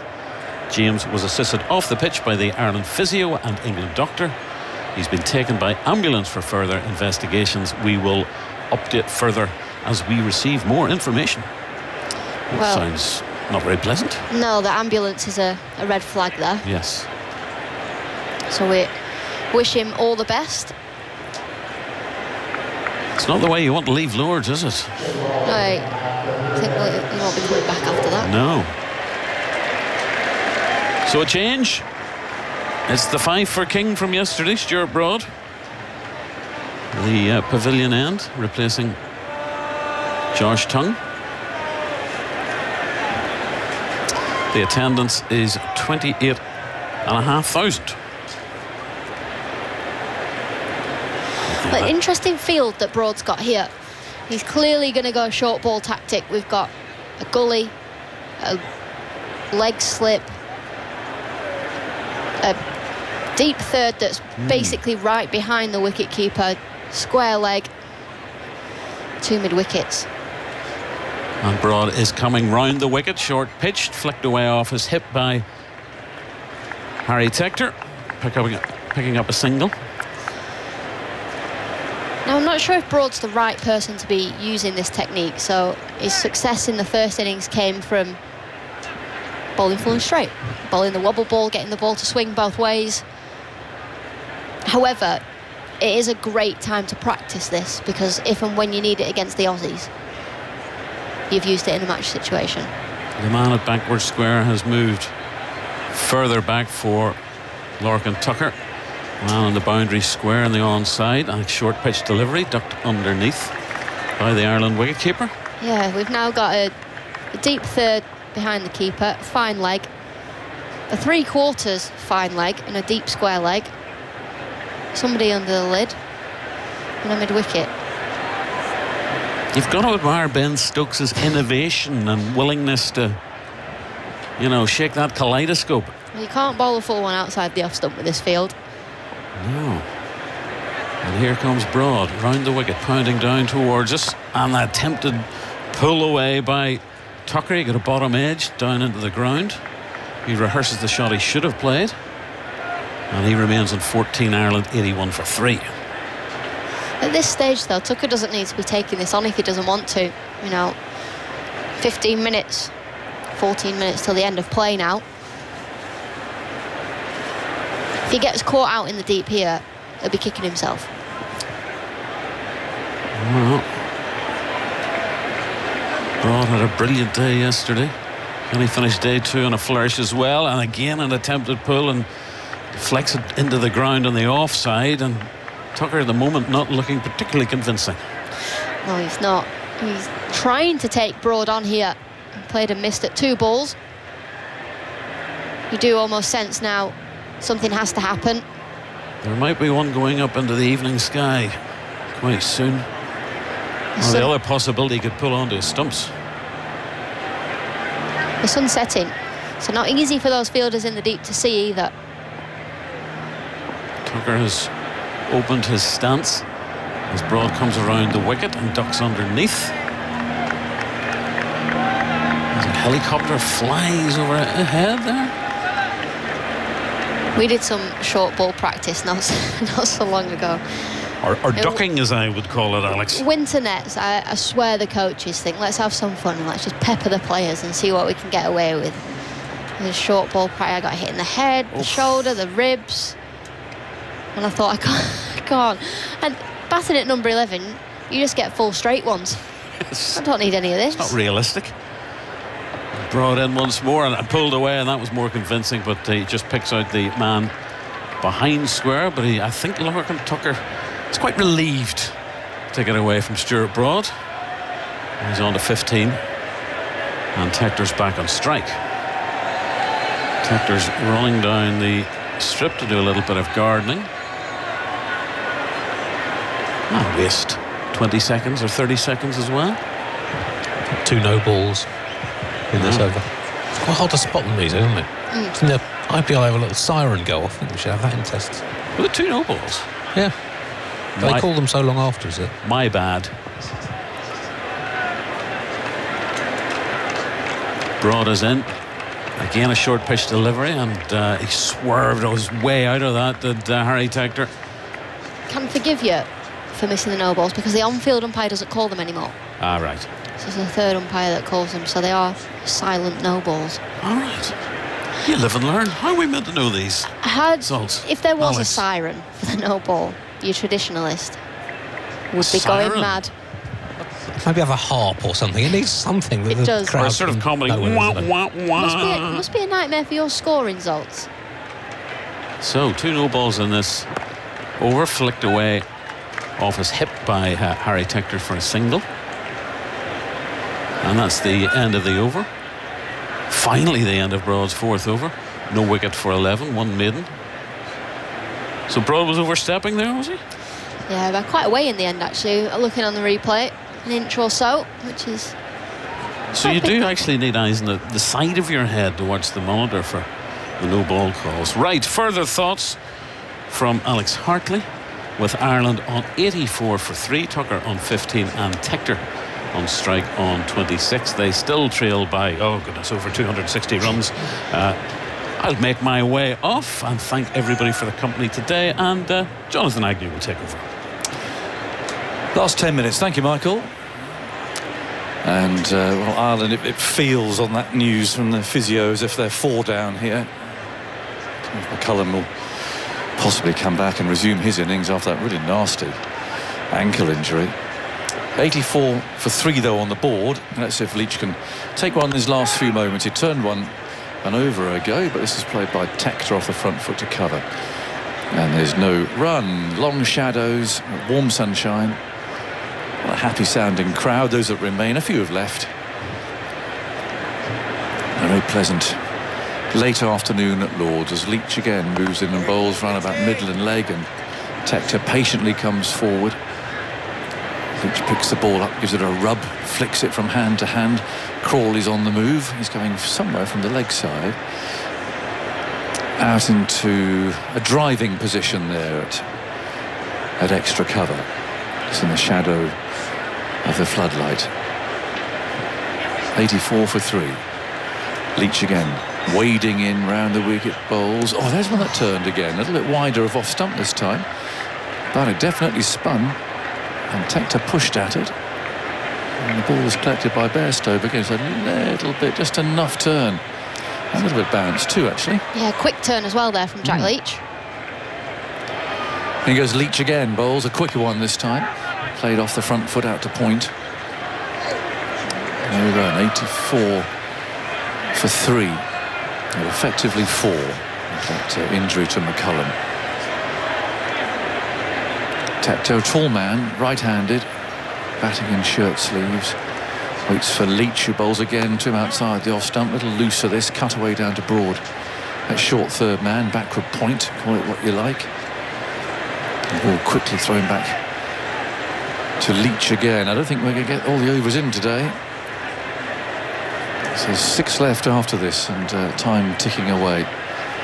Now Stokes is coming in from mid-off to a much closer position there in the offside as Leach bowls. Back goes Tector, wants a single, he steals it there to mid-on. The underarm throw from the fielder misses the stumps, he'll keep the strike. And so with about 8 minutes to go, Ireland are 85 for 3, so they're still 267 runs behind. Kevin's been in touch, Aggers, on Twitter. Kevin Smith, and it's an important topic actually. And he says, sorry if I've missed it, but will Aggers be wearing his ruffled shirt tomorrow, as it's likely to go to a third day? I saw a photograph, someone very kindly sent me a photograph of Tony Angelino. He's a singing dustman in one of the greatest episodes of Only Fools and Horses, and it rather put me off the thought of this this dress shirt, because dear old Tony had it open all the way down to the navel, and that's the problem. You don't have this issue, Alex, but a dress shirt, you need these stud buttons, you see. So there's no point having one unless you've got the studs, and of course Hannah's picked this shirt up out of the wardrobe and packed it. So happily, I think probably the issue isn't going to arise, is it? Well, bring your studs next week, will you? You want to see it? Okay. Tector on strike, Broad bowls to him, another bouncer. I'm bored of this, if I'm honest. Yeah, you're not a fan, are you? Well, what's the point? You know, Broad's got all those wickets, pitching the ball up in the first innings. It's different if you're a fast bowler and you're fizzing it around and it's dangerous. But he's still got Zach Crawley standing down here like a floodlight down at fly slip. He's on the boundary though, so I wouldn't even call it a fly slip. He's not going to see the ball there, is he? It's not. I don't think it's going to go there either. I think if it was to go anywhere, it'd have to be 5 or 10 yards in. If a batsman gets out to this, they would be mighty disappointed, I think. So that's not what Broad does. Broad is a skilled bowler, pitching it up moving this way and that. But here he's having to bowl a bouncer every ball.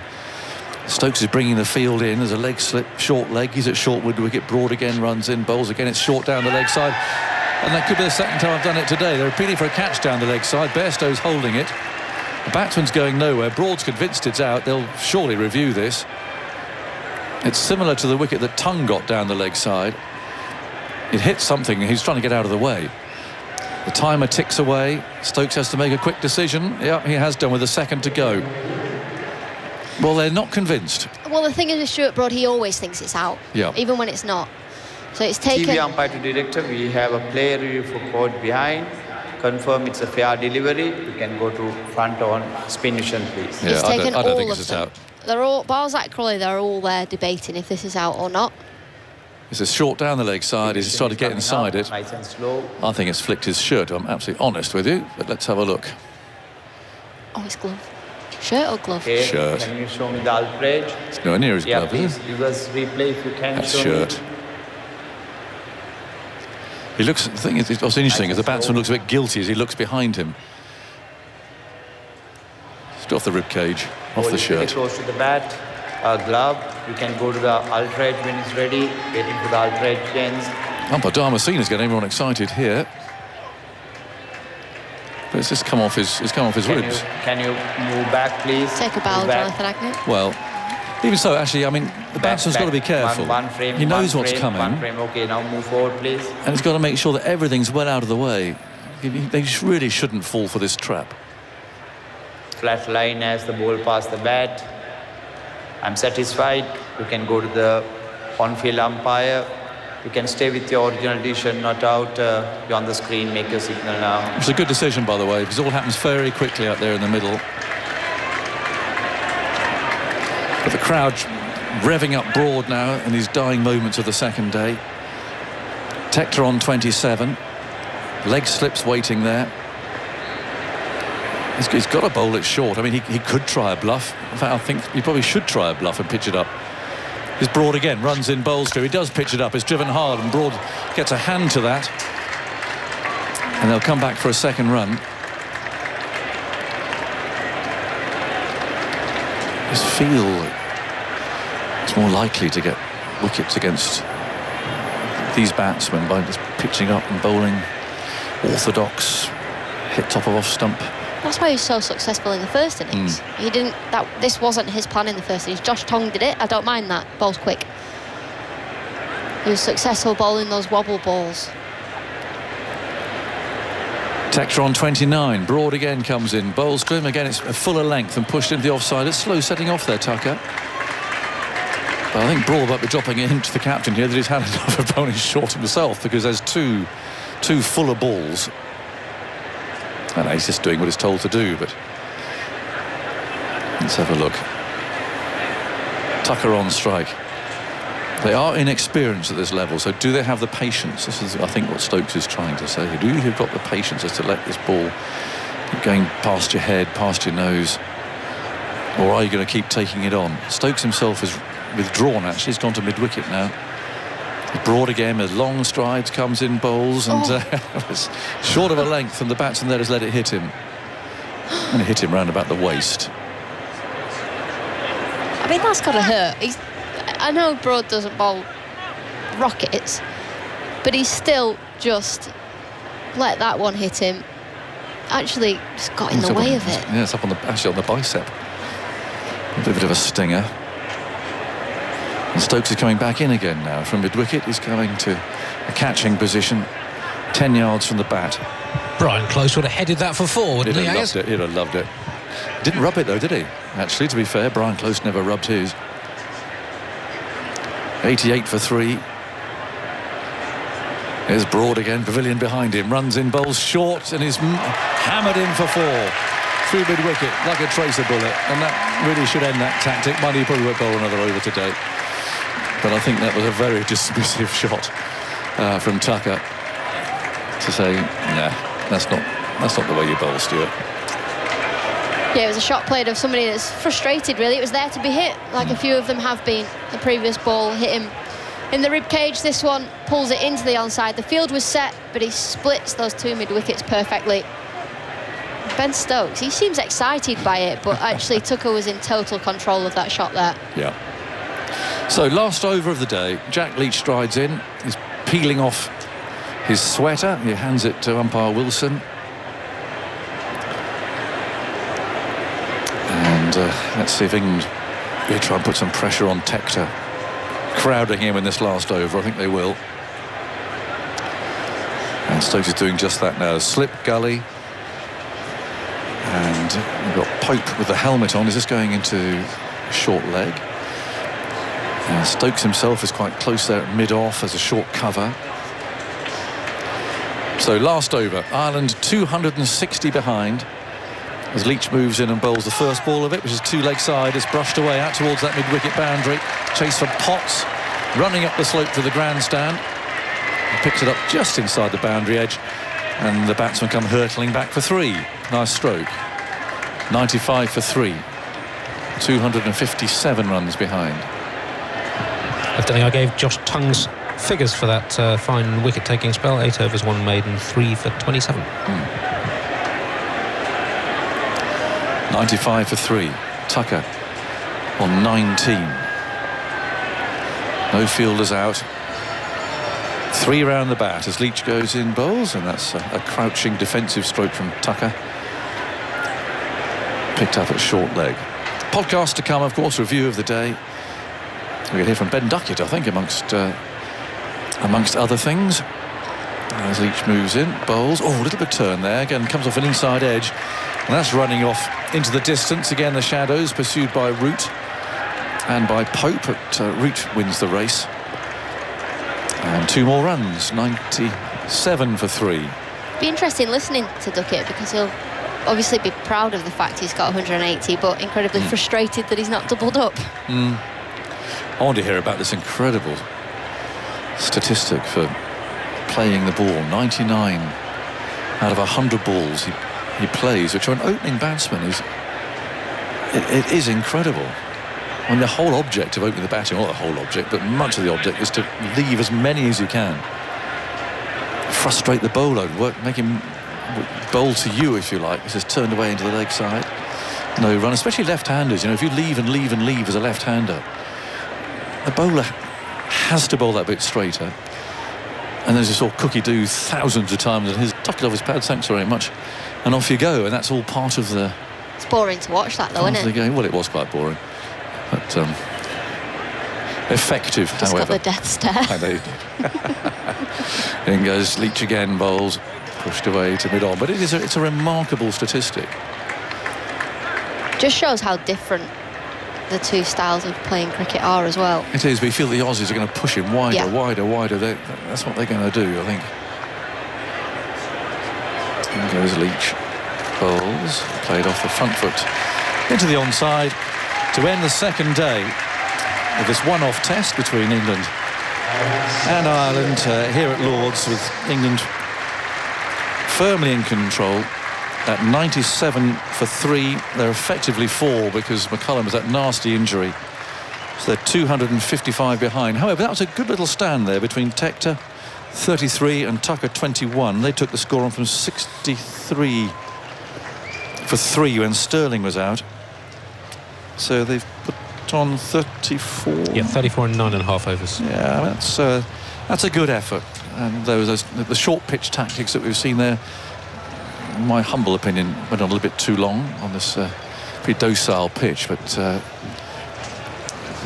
Stuart Broad is such a wonderful purveyor of the ball and a good and fuller length these days. But, perhaps it might have seen a bit more of that. But anyway, I'm sure he'll be back to bowling that more regulation stuff tomorrow morning. On come the ground staff. Players going off. They'll be happy anyway, England. They'll feel they can win this game tomorrow. And it's been a long, rather chastening day for Ireland. Bowling-wise, let's have a quick look at those Andes. I'll try and pull them up on there. But yeah, we've got Broad, a 0 for 18 from 5 overs with 1 maiden. Potts 0 for 28 from 6 with 1 maiden. Tongue 3 for 27 from 8, also 1 maiden. And Jack Leach 7 overs, 1 maiden, 0 for 24.